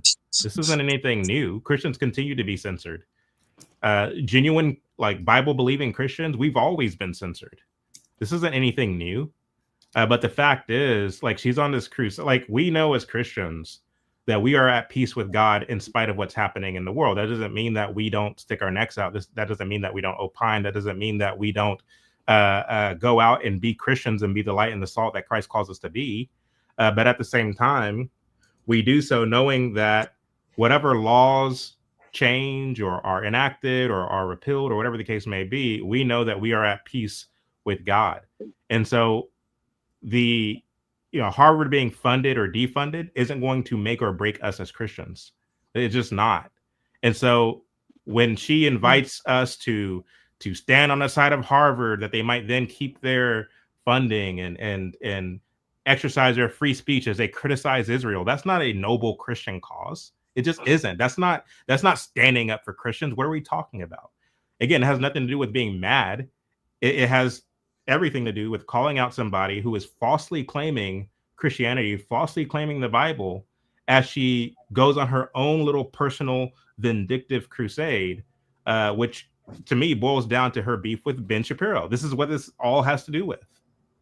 I mean, again, I don't mind people being fans of Candace Owens or any other celebrity, but my thing is, we are called as Christians to not replace that part in our heart that's reserved for God with anybody, Candace Owens, Trump, anyone for that matter. And what my concern is that for many of you, and I'm not saying that this is you, Ashley, but for many of you, because you like somebody's celebrity status, you allow that to cloud your judgment and cloud your discernment when it comes to what it is they're saying. And this is how we keep falling into traps. This is why you will never see me waving a Trump banner, or any politician for that matter. This is why you will never see me fanboying for any celebrity. I've met a lot of celebrities. You'll never see me bending over backwards to shake their hands and to do all this thing. That not because I'm jealous of their position. I actually quite like working behind the scenes. I actually quite like being somebody who's not well recognized. I'm not jealous of Candace or anyone else for that matter. My whole thing is, to the extent that you place these people on a pedestal and you are so infatuated with their celebrity that you refuse to judge correctly what it is they're saying and what it is they're doing, that is how we continue to fall into this kind of futile back and forth, tit for tat political game that gets us nowhere. It's not like, what is Candace doing to move the needle? I mean, sure, she woke people up and and helped a lot of people join a conservative party or the Republican Party or to come to the side of Trump. I mean, that's all well and good, but what is the result of it? You win an election, and then you get a politician in office who you're complaining about because he's trying to strip funding from Harvard. I mean, big whoop. I mean, how many people are you actually winning to Christ? And so again, and I know what I'm saying seems like it's all over the place, but like, I'm not like being mad has nothing to do with this situation. But to the extent that Candace or anyone else for that matter claim to be speaking as a representative of Christ in the Bible, and you're flat out lying and being manipulative and misleading people, I have something to say about that. What do you want me to do? Just to say, oh, well, Candace, she's a conservative, and so we can't say anything about her. Next subject, please. Like, no, we're not going to do that. That's cowardice. It's this complete and utter blindness, Keisha, to the caliphate, and it's complete and utter blindness to Arab imperialism. Let me just sit up here and speak to the facts for a second and call a spade a spade. When she's talking about free speech and these kinds of things, that's the problem. Moron, Candace Owens. That's what we don't have on our college campuses today. And no disrespect to the woman that asked that question. She asked the question in good faith, and she said it politely. So thank you for that. And thank you for sharing your thoughts and opinions with the show. But that's what we don't have on our college campuses. Now, you could say, well, how effective is Trump's effort going to be in order to try and remedy this issue? I don't know. But therein lies the problem. Are you trying to suggest that the just call a spade, the dysfunction in the overall geopolitical agenda of Islam has something to do with what the Jews are doing to them? Is that what you're saying, Candace Owens? I know that's what you're saying because you've said so in so many words. Because what you don't have is free speech on our college campuses today. This is why conservatives cannot come to college campuses and speak without throngs of students showing up, waving. Y'all hear that? Mic feedback. I don't know who that is. That wasn't, but they show up. Throngs of students show up, waving hammers and sickles and Palestinian flags, wearing keffiyeh scarves. Where does this come from? Where are these people walking around with these keffiyehs on, these scarves? Oh, I know, because they believe in Americanism. They believe in free speech. They're going to treat, because see, maybe they don't like the Jews. Christians don't like Jews. Maybe Christians and Muslims can gang up on Jews together. Is that what you want to see? Oh, that's right, because Muslims love you. Islam loves you. Islam cares about you. What about the theological differences between Islam and Christianity? We don't care anything about that, because Islam, let's leave them alone and sit them over there, because the Jews are the problem, because they're running Harvard. And so because we're trying to do X, Y, and Z, this is a threat to free speech, because the Jews don't want the truth to come out. This is nonsense. This is complete and utter nonsense. And the more and more we just sit back and let nothing be done about this, the more and more our universities are going to fall into disarray, and by extension, the wider society. But no, just let them do whatever they want to do. Let CARE and all of these radical Islamic organizations, a lot of these professors, I spoke about Sami El Arion, Lynn Stewart was another professor that Candace Owens probably has never heard of, who was caught busted assisting the blind sheikh. Look into the blind sheikh that goes all the way back to 1993. I can go on and on and on. Islamic radicals have had a foothold on American campuses for decades. And it's about time somebody says something about it, because free speech on American campuses today is what we do not have, thanks to the very same people that Candace Owens is trying to run ideological cover for under the guise of some crusade to try and assist the trying to rehabilitate and do something positive for the sake of Christianity. Nonsense. Not a Christian at all, because Muslims love you, don't they?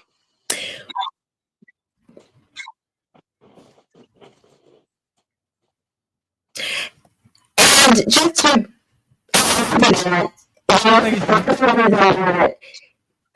to cameras. I think your mic is giving feedback. Hello. Okay, that's better. Can you hear me now? Is it good? No, it's like feedback, like echo kind of. Yeah, it's like it's very scratchy. It's loud. It's extra loud too. Maybe that's. Is that better? Yeah, just don't go over a certain decibel. Just don't talk. Go ahead, Keisha. You're funny. No, just maybe Is switch that- to your computer mic. Do you have a mic, or are you using your laptop mic?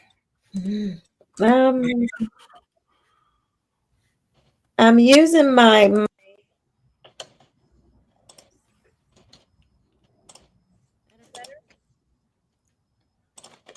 Now we can't hear you.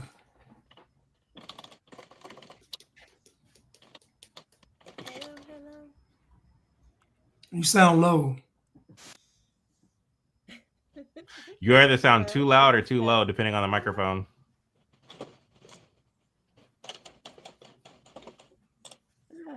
It's been a Okay, how's this? long time coming, but I know change gonna come.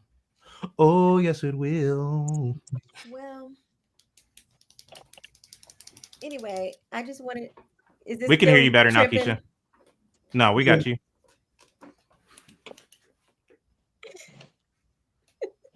I just wanted to say that because she has so many followers, that is another reason why, like, influence is real.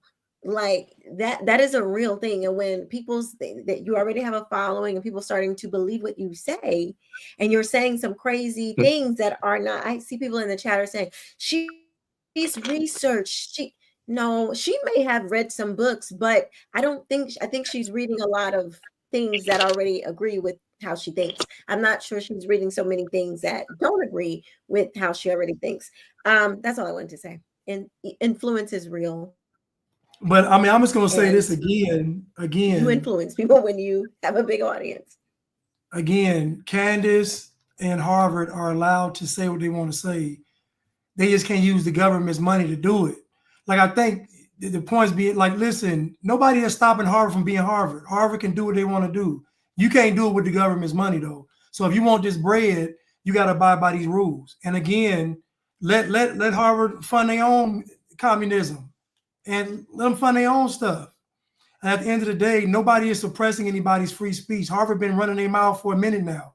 They're getting funding from everybody around the world. So again, if they don't get American funds, they're gonna be all right. I mean, if we're talking about free speech, okay, they got free speech. I'm not finna pay for it though. Simple as that. Exactly. Where do they do that at? Like, you mean I gotta pay you to say something I disagree with? Right, that's crazy. Like, it makes no sense. Either you abide by this or you don't get the money. It's simple. This ain't about no movement. This ain't about protecting free speech. If I'm giving you the check, you better do what I'm telling you to do, period. That works all across America. If I pay my money, I better get my Happy Meal, period. So Chad posts a reel on his Instagram page. And this goes beyond Candace Owens. This is a disturbing trend that I'm seeing amongst you so-called enlightened people, you so-called enlightened anti-leftists. You people make me sick. I'm sick and tired of y'all. I'm not holding back. I'm not pulling punches no more. You people make me sick. You phonies and you're a bunch of frauds. When Chad posted a reel recently, and he's been getting this for some time now, he'll post a reel exposing the civil rights movement, saying something about MLK, advertising his up and coming documentary, and it never fails. Someone in the comment section asks Chad, who funded MLK? Well, who was behind the civil rights movement? Who funded the civil rights movement? And they know why they're asking that, and they know precisely what they want Chad to say, or the fact that Chad won't answer them in the way that they want Chad to answer them.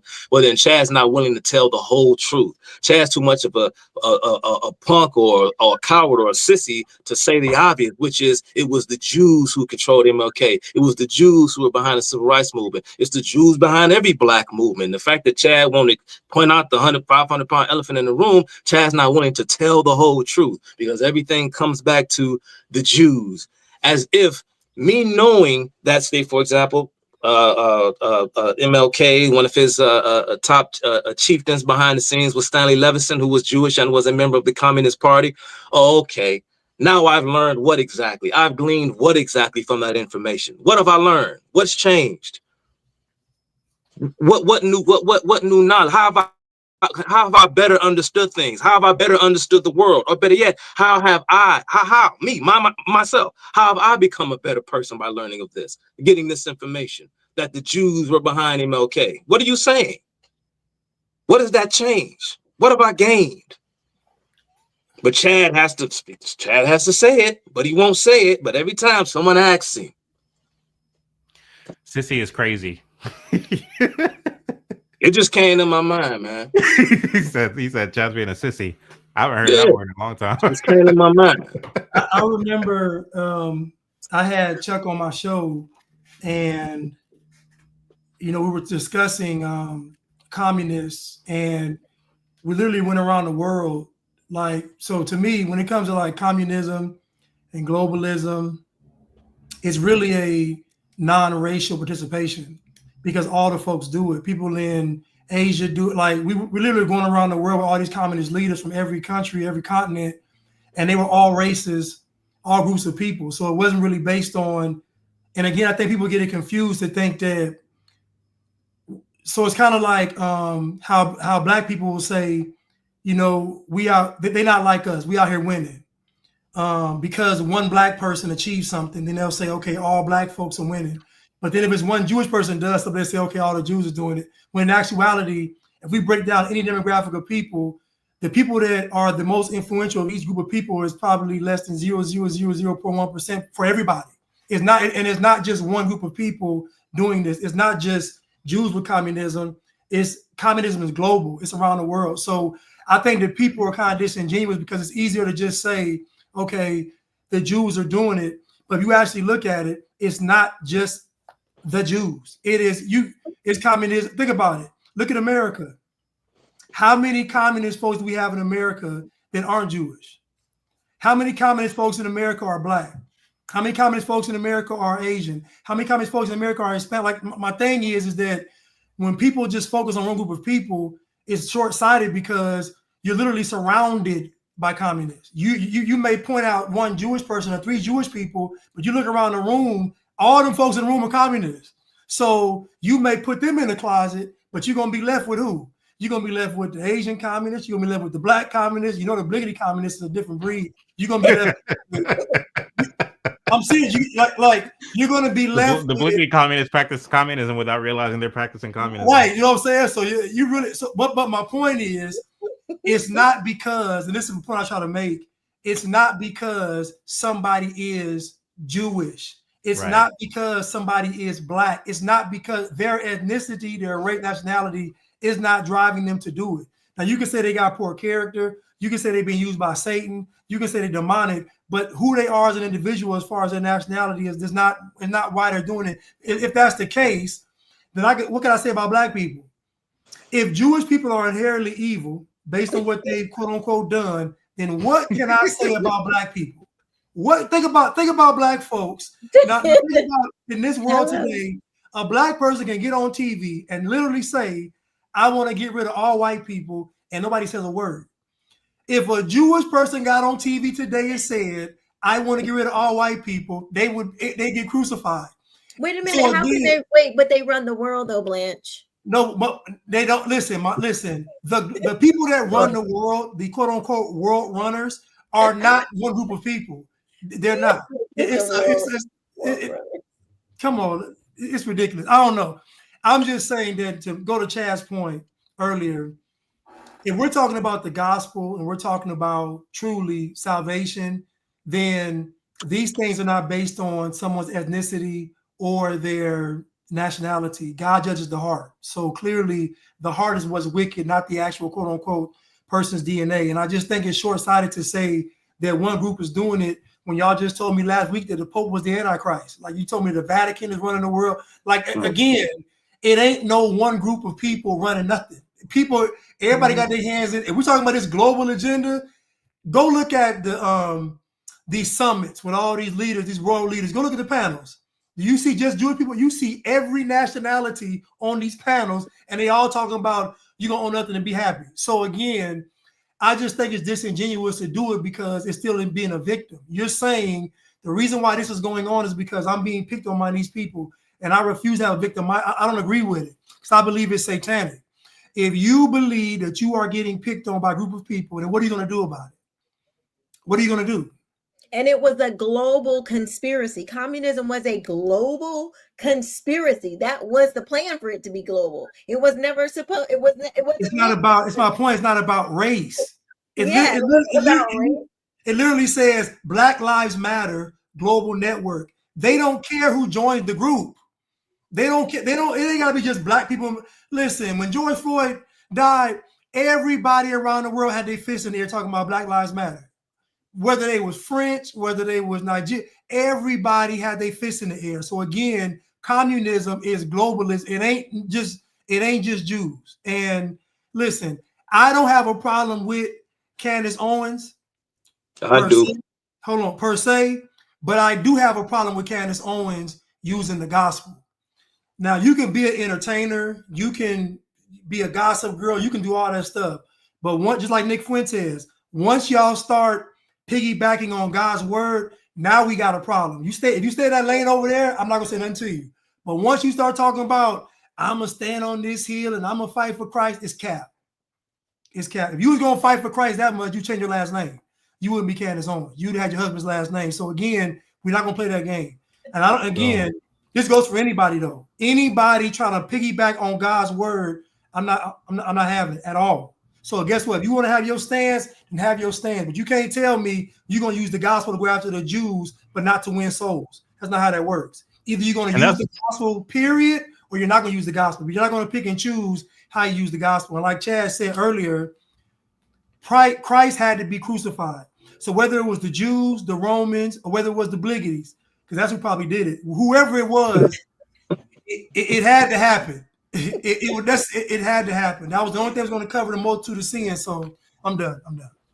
No, like what you said is influence, because you are waving the name of Christ and people are believing that you are of Christ and they listening to you, and you're wrong. That is not what we are taught to say as believers. She's wrong. I'm sorry, she's wrong. I know there's so many different views on, the great replacement theory. I don't understand how people get to that from the Bible, from Scripture. I don't understand it. That Christians, I don't know, that's not how I read it. I think we all will be anyway.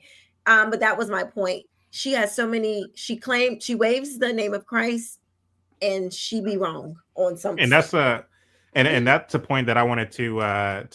You can't talk about the Jews crucifying Jesus. That's good. That's what they talking about at Harvard. The Jews crucifying Jesus. Jews crucifying like they talking about that at Harvard. Clown. You don't care about the Bible at Harvard? Are you crazy? Exactly. That's what they talking about. They done burnt the Bible up at Harvard. You crazy? But they got centers of ethnic studies and Islamic studies and Middle Eastern studies all across our campuses. Right. But you can't talk about how the Jews crucified Christ at Harvard. That's the problem. Right? Jews crucifying another Jew. Because Jesus was a Jew. Hey, last I checked, maybe she didn't know that either. Can y'all hear me? We hear you. I'll clear, my brother. Okay. So just to piggyback off of what Blanche was just saying, and to take it back to the point that I was making earlier, and let me just say this and hear me loud and clear. Whenever people get into my comment section in my DMs when I post something about Candace or what have you. Literally, whenever I posted about Candace, her saying this yesterday or the day before yesterday, there were a couple of conservative Republican influencers who got into the comment section and told me how disappointed they are in me for daring to call a fellow conservative disingenuous.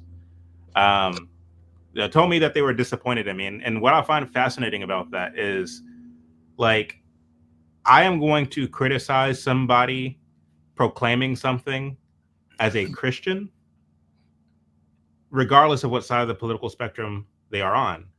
Why? Because my loyalty is to Christ, not to Trump, not to the conservatives, not to the Republican Party.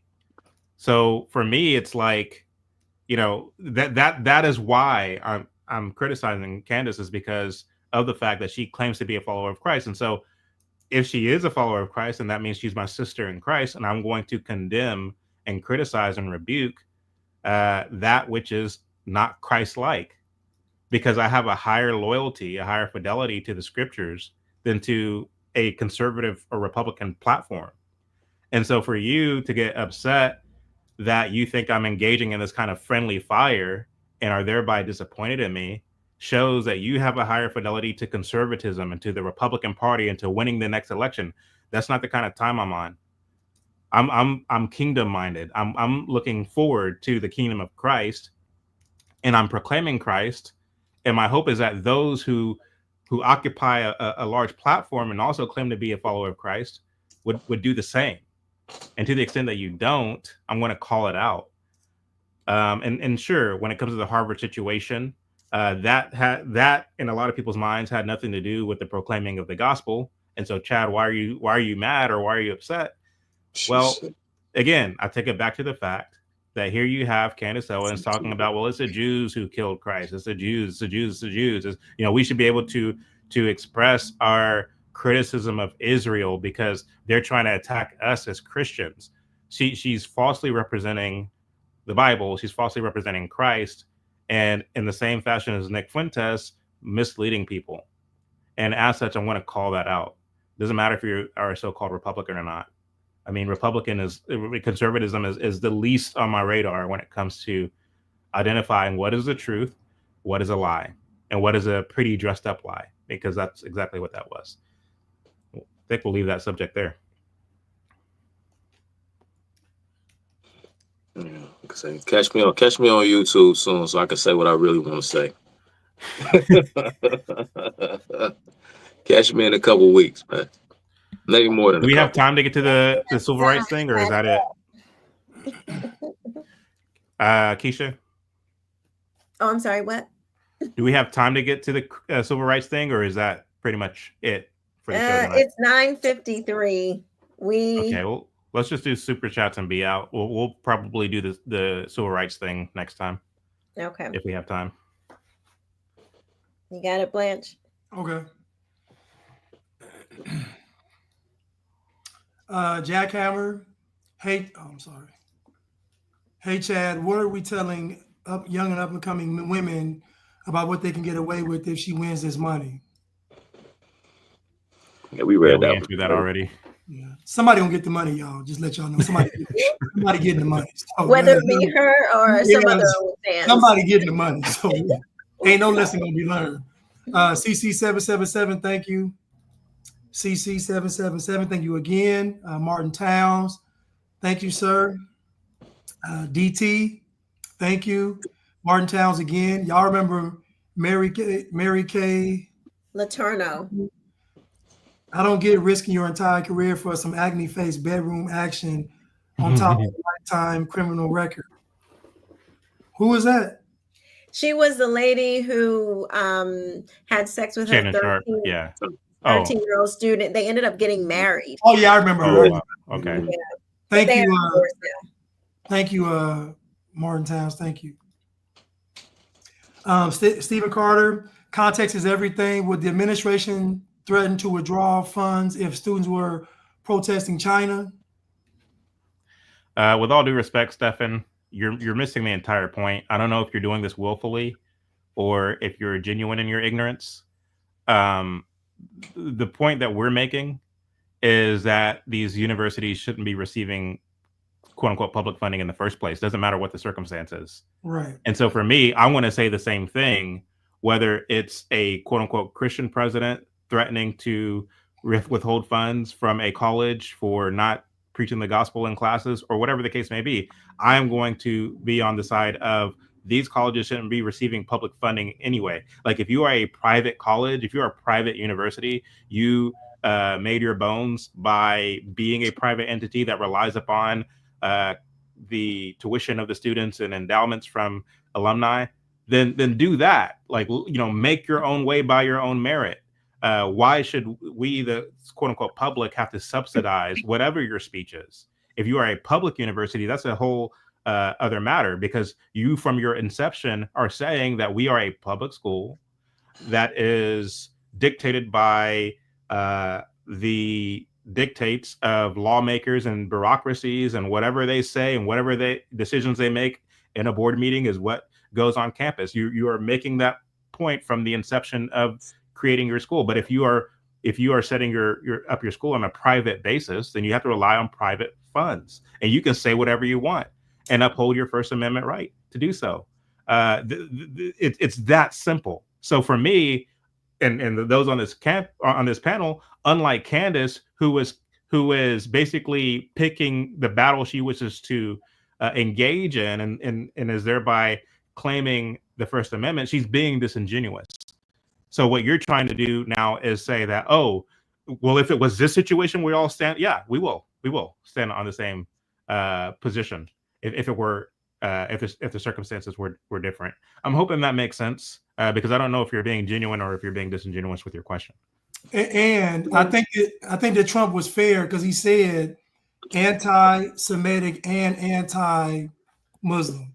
So he didn't pick and choose. He said either way it's wrong. So I think if it was people were protesting against China, I think it'd be the same thing. Like I think it would be. And that's a play too, I believe, because it's going to expose the disproportionality or the asymmetry between the two. Because it's been going on college campuses, as I mentioned, for decades. The problem is that we are harboring foreign enemy. We're harboring enemies within. This is what this is about. This is a conspiracy. This is a criminal conspiracy going on right underneath our noses. That's what's going on here. I was thinking that. So I wasn't going to even. Go ahead, Chad. I wasn't even going to address that stupid comment, but go ahead. I'll speak for myself and not for those on the panel. I like, for me, it's not even a question of whether Trump is right or wrong in his withholding of the funds and the reason why he's withholding the funds. Again, I stand by what I've always said, which is these colleges and universities that are private should not be receiving public funds to begin with. Right. And what Trump is doing is the same thing that presidents from both parties have long done for the history, over the history of this country. And it is indicative of this kind of expanding of the federal government and the federal government imposing its will on sovereign states and private entities. They do so by giving you money, and you take the money because you want the money, but there's strings attached to the money. Thereby, you lose your sovereignty. You lose your right to privacy as an entity. This is simple. This is Schoolhouse Rock stuff. Like, I don't understand how people are missing this. Like, if you want, like, freedom comes at a cost. Yeah. And you are the one who has to pay the cost if you want the freedom. You can't you can't draw funds from your fellow citizens by way of tax dollars and claim that you are independent in your ability to speak freely, and then get mad when that funding is taken from you because you didn't check these or those boxes. Like where do you get off? They're being deliberately obtuse, Chad, because the bottom line is these people are just anti-Israel Jew haters. Let's just call a spade. That's exactly what Candace is, and that's why she's saying what she's saying. This is why people like Stephen Carter and others are playing dumb, because they agree with Candace Owens' political views, and they may like her personally. Just say that. This is not a principled thing like you're making it out to be, Chad. And like I said, I agree 100%. You are right. But the reason why people are pretending as though they don't understand, or they're trying to recontextualize the argument, since it's all about context, is because they agree with Candace Owens' political views, because she knows that by the administration doing this, it hurts their political cause to cripple Israel politically, the conflict, to draw the United States out of its alliance, or to draw or to push Israel out of America's geopolitical orbit. This is about their political agenda. This has nothing to do with anything that you're talking about, Chad. This is why they want to continue to play this game. You know what I'm saying? I know I sound like Benjamin. I sound like every other person that cries anti-Semitism every time somebody says something. But it's time to start. It's time to stop playing this game. It's time to stop playing this game. And That's what they're doing. It's an old, go look up Charles Lindbergh. Charles Lindbergh. It's Charles Lindbergh. This whole movement, go look. This is a redo. Like, this ain't even new. Like, this literally happened already. And thankfully that movement died, but it was amassing a lot of people. This one is amassing way more people faster. That was the Charles one. When he led it, it was like, this is not something you want to play with. Like, it's it doesn't lead to very good things. We don't want this in the country. I'm telling you, this is just like we don't want black and white people to be warring with each other. This is not good for America. Okay, it's not good for America, for any of us. Like, this is not what you want. This ain't what you want. It's not cute. It's not. You're not owning the Jew. You're not doing any of that. You're not. This is not the way. If you have a problem with Israel and whatever problem, this ain't the way to solve it. Okay. And Charles Lindbergh admitted that he made a mistake. And like you mentioned, Keisha, with the America First movement of the 1930s, they used religious groups to do it as well. They use a lot of religious rhetoric. They use a lot of Christian groups, a lot of communist front groups that were Christian. They sold themselves as these Christian groups, these anti-war religious groups. All the while, they were backed by the Comintern. They were being backed by the American Communist Party and the communists in Russia. This was going on back in the 1930s too. They used all of this anti-war, I'm for peace rhetoric, I'm for free speech rhetoric, I'm for America first. They did this almost 100 years ago. To your point, Keisha, you're absolutely right.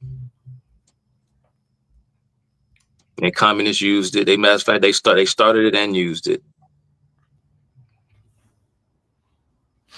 Sorry, Blanche, go ahead. But I just want to say, why is nobody urging Harvard to say to hell with government funds? Like, why is nobody telling Harvard to just go independent?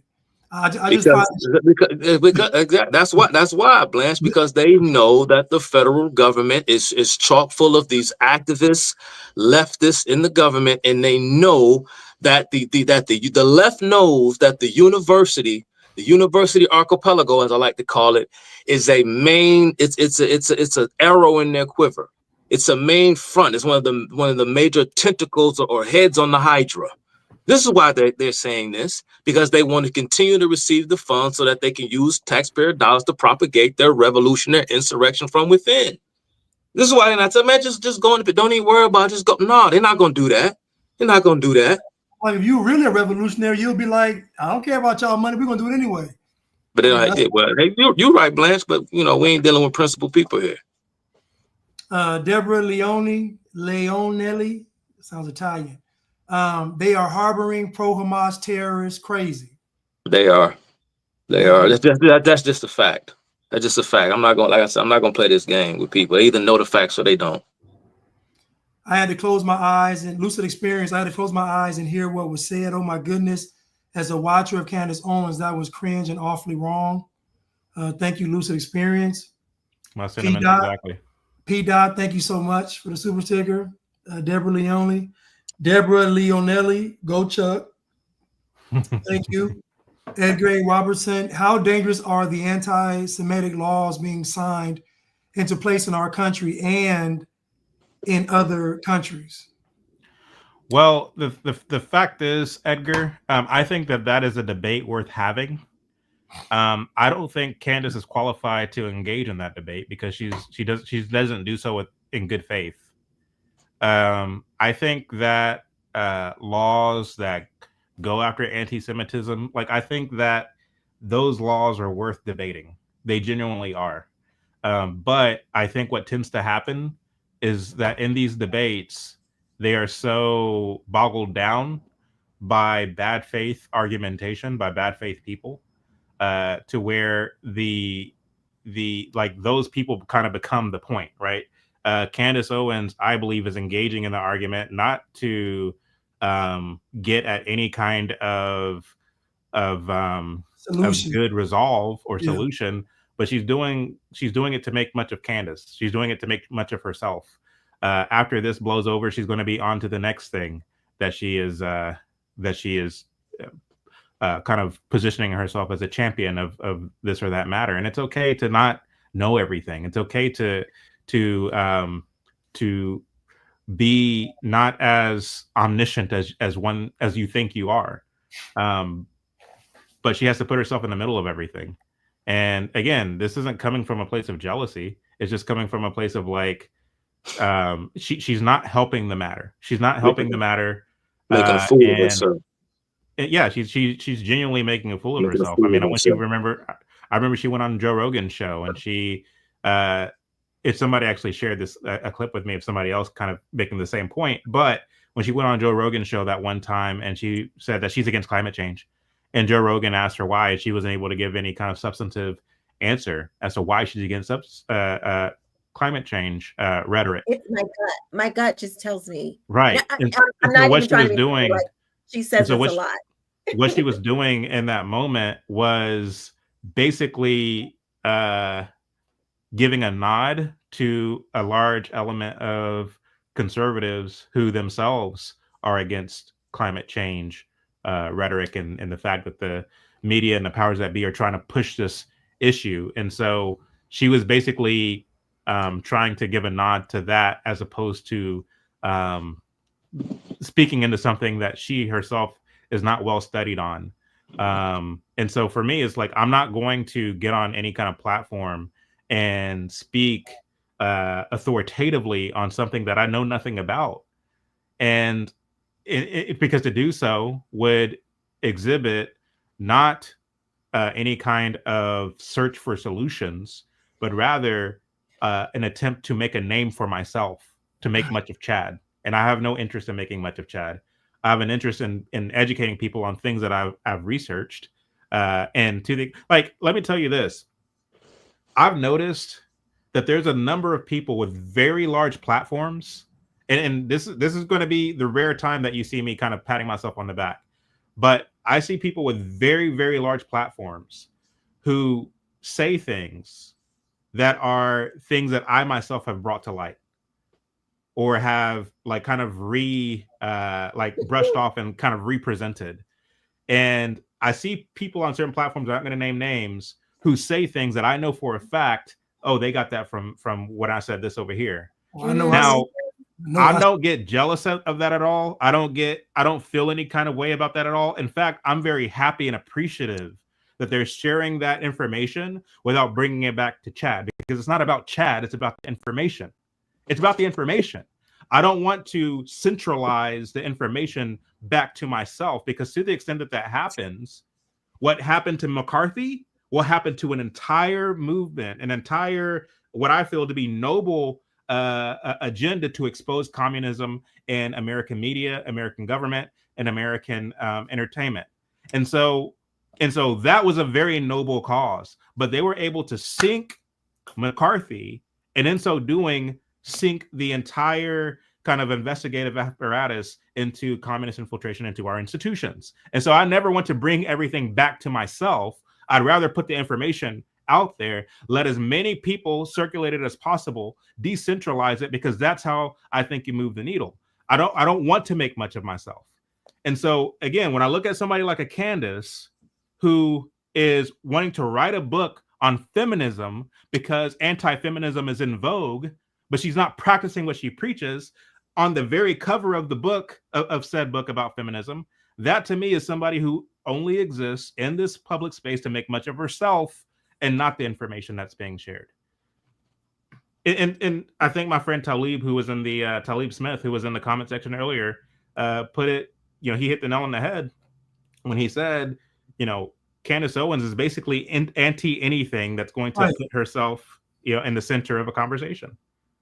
And maybe we are giving her what she wants by spending an hour talking about her tonight. But I don't buy it. I just don't buy it at all.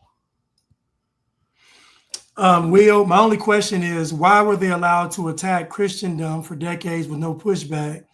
But the second Israel is criticized, all of a sudden we cut their funding. Should have been done that. Man, I agree that they should have done that. I agree that they should have stripped funding from these private colleges and universities. Like, what are we talking about? I mean, Will, I know you're not being disingenuous. They got it in the first place. Like, I know you're not being disingenuous. You're kind of like you from your point here. You seem to be kind of like pointing out a double standard. But for me, again, I go back to what I've been saying from the beginning. I don't believe that. I believe that we shouldn't be taxed as much as we are, for one, and B, to the extent that we are taxed, I don't think that it should be going to all of these different things that are out of alignment with what most Americans, or what I would venture to say most Americans represent. That's my opinion. And I would also go ahead. No, go ahead, Bunch. No, and I would also say that the pushback against Christians, the Christian response to it wasn't like they were being pushed back against, though. So in fairness, Christians don't take the same approach to try to get laws passed. And Christians pretty much take it on the chin and say it's just part of us being persecuted. So I think it has a lot to do with it. And so I think some of that is how Christians themselves have responded to these things happening to them in this country. Maybe Christians should have been more vocal. Maybe they should have been more concerned about what was going on. Maybe they should have been more, I don't know. But I think a part of that is how Christians respond to this quote unquote persecution. And honestly, I don't think most Christians even saw it as persecution, to be honest with you. I just don't. I think because it's so indirect and it's so subtle sometimes, and it's so you can't say Jesus, you can't, all that kind of stuff. I just think that they just said it came with the territory. So I think part of that's a point as well. Listen, man, I mean, President Trump, he's in office now, and the moment is the moment, and it happened when it happened. I think what the question Will is asking is, I guess he's talking about Harvard as an institution and how Harvard has been, and its professors, its administration has been had an anti-Christian secular stance for a very long time, and how come the federal government hasn't acted up until now? Well, there's a strange, not strange, but just a certain set of circumstances sort of intersecting in time that brought forth this sort of pragmatic response from the current administration. You had October 7th occur in 2023. And then, you saw these student uprisings the same way in which you saw them after September 11th. And you had these various teach-ins and marches. And all of a sudden you saw these anti-war protests, these anti-Israel protests all the way back in 2001 after the World Trade Center buildings, the Twin Towers came down.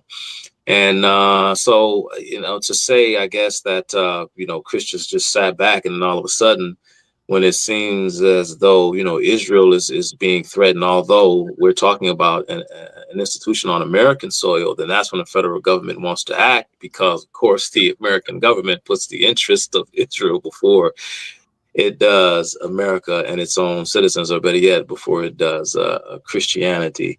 And I'm just inferring here, because Will didn't say all of that, but I just know that many of people are of this belief. Many of people are of this opinion that that a small portion of the world's population has this undue sway over the world by its control of various institutions such as banking, entertainment, et cetera, and so it takes on this protocol to the Elders of Zion type conspiracy. Wrangling in these kinds of things when stuff like this comes up. So it's I mean, like I said, I just go back to what Chad said, what Blanche said. I mean, the time to act is now. Enough is enough. There's so much to say, and there's so much to unpack. When I read Will's statement, that I just can't do it justice. But I'll just leave it there. I'll just leave it there. And I think too, Chuck, a lot of times the anti-Christian rhetoric is wrapped up in something like abortion rights. Yeah. Where you might make a thing about, God doesn't want you to do this. And so I think, again, in my lifetime, I haven't seen an actual protest, something that was actually protesting Christians, like an actual war that was against, like, you know what I'm saying? Like you said, Chuck, it's a different situation to pay more attention to. Like I said, when it comes to Christians, it's a lot more subtle than it is just saying on a campus, we pro-Hamas. You know what I'm saying? That's what I'm saying. That's why I was saying, like, the different circumstances after the fact, and all of a sudden it's like, whoa, wait a minute, this is what's really going on. Like, where in the world? How did this happen? Where in the world did this come from? I agree with that. You know what I'm saying? I mean, you actually got groups of students or whoever these people are, and they're literally just supporting terrorist organizations that are hostile to the United States. Not just Israel, they're hostile to the United States. They vow to destroy you too. And here they are in your country getting an education on your dollar. But it's not fair because free speech or something like that. Okay. But I agree with you. That's exactly what I was saying. Thank you, Jerome B, for the super sticker. Hopefully Chuck does a live on Muammar Gaddafi. I will. Will Doc, thank you for the super sticker. Skunky X, Candace deflated y'all. I think he may have been defeated. I don't know what deflated is a weird choice. I think he might have been defeated. I mean, if you want to continue on being a part of the Candace Owens cult, by all means. I mean, I would just my message to you is simple: repent, turn to Christ. I mean, that's all I can say. Repent. Candace isn't going to save you. I promise you that. Salvation is only found in Christ alone. So repent and make Christ your Lord. Choose this day to follow him. That's all I have to say to you. Dion, what's the current release date for the latest film? It's a work in progress. I'm working every day to get it finalized. But the release date will be, you'll get it within a couple weeks. You'll get that release date in a couple weeks. But man, it has to be right. It just has to be right. And then two, part of me is waiting for the rest of the MLK files to come out as well.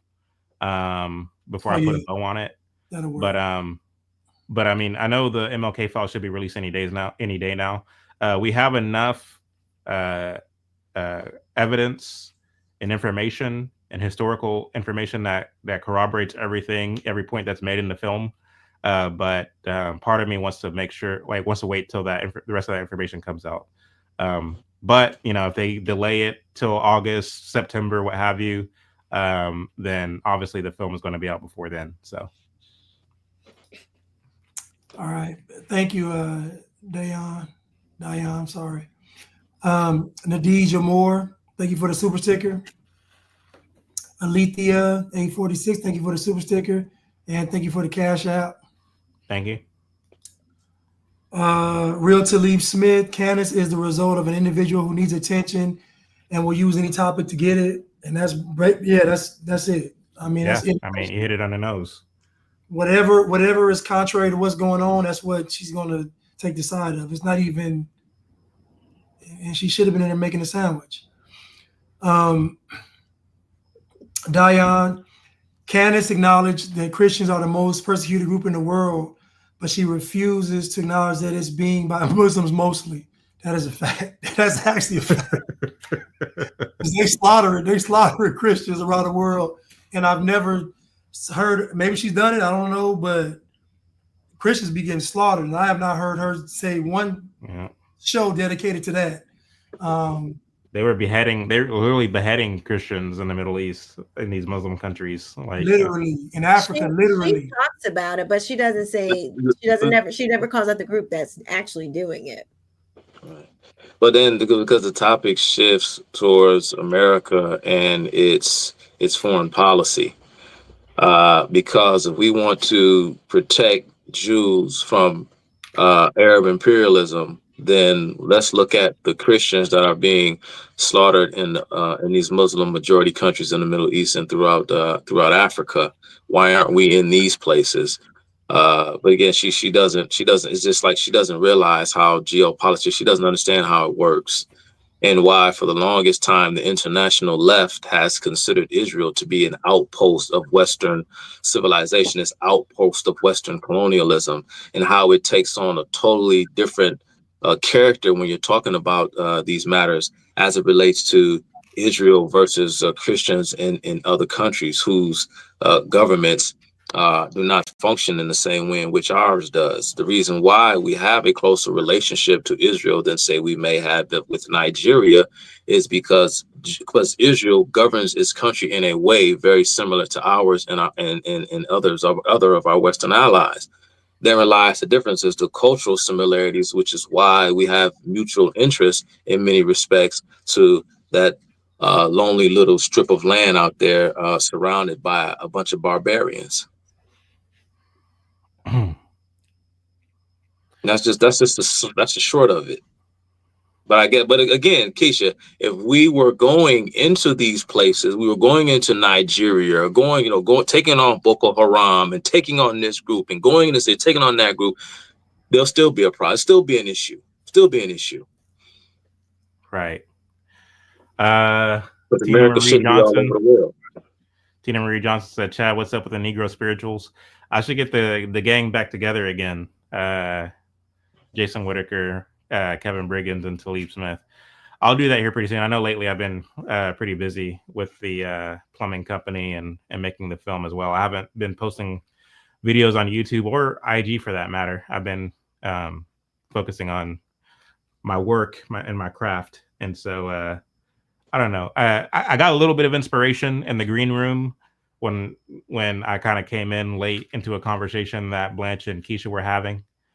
And just about posting more and just getting more content out there. So I don't know. We'll see. Maybe I'll be able to let go of other things and focus more so on getting out some educational material out here for you all. So anyway, that will do it for tonight's show. Yes, y'all go check out my channel because your girl people are finally finding me. That's it. Y'all go check out. You had a couple videos go viral lately, didn't you? People are finally finding me. Yeah, you had a couple videos go viral. Your girl, 40,000, 20, huh? I was congratulating you. You had a couple of videos go viral. You could find everybody here on the panel. Let me put our names up here real quick because somebody got on to me for not doing this. So let me do this real quick. Let's see here. Here we go. So yeah, do go follow and contribute to the people you see up here on this panel. Also, their information is in the description of this video. We have Mr. Blanche Robinson up there in the green, Miss Keisha King Benton up here above me. You have Mr. Chuck Littleton, very informative content over there on his channel over at Teach 'em Chuck on YouTube, and he also has an IG. And then, of course, if you're watching right here on YouTube right now, this is my YouTube channel. So do go follow all these great panelists, these awesome followers of God, and we'll see you all next week. Thank you all for rocking with us tonight and going over this information, going over these topics. You can catch all of their content over the course of the week, everyone except for Chuck over here, unless he decides to go live on a whim. But anyway, we love you all. Good night. God bless.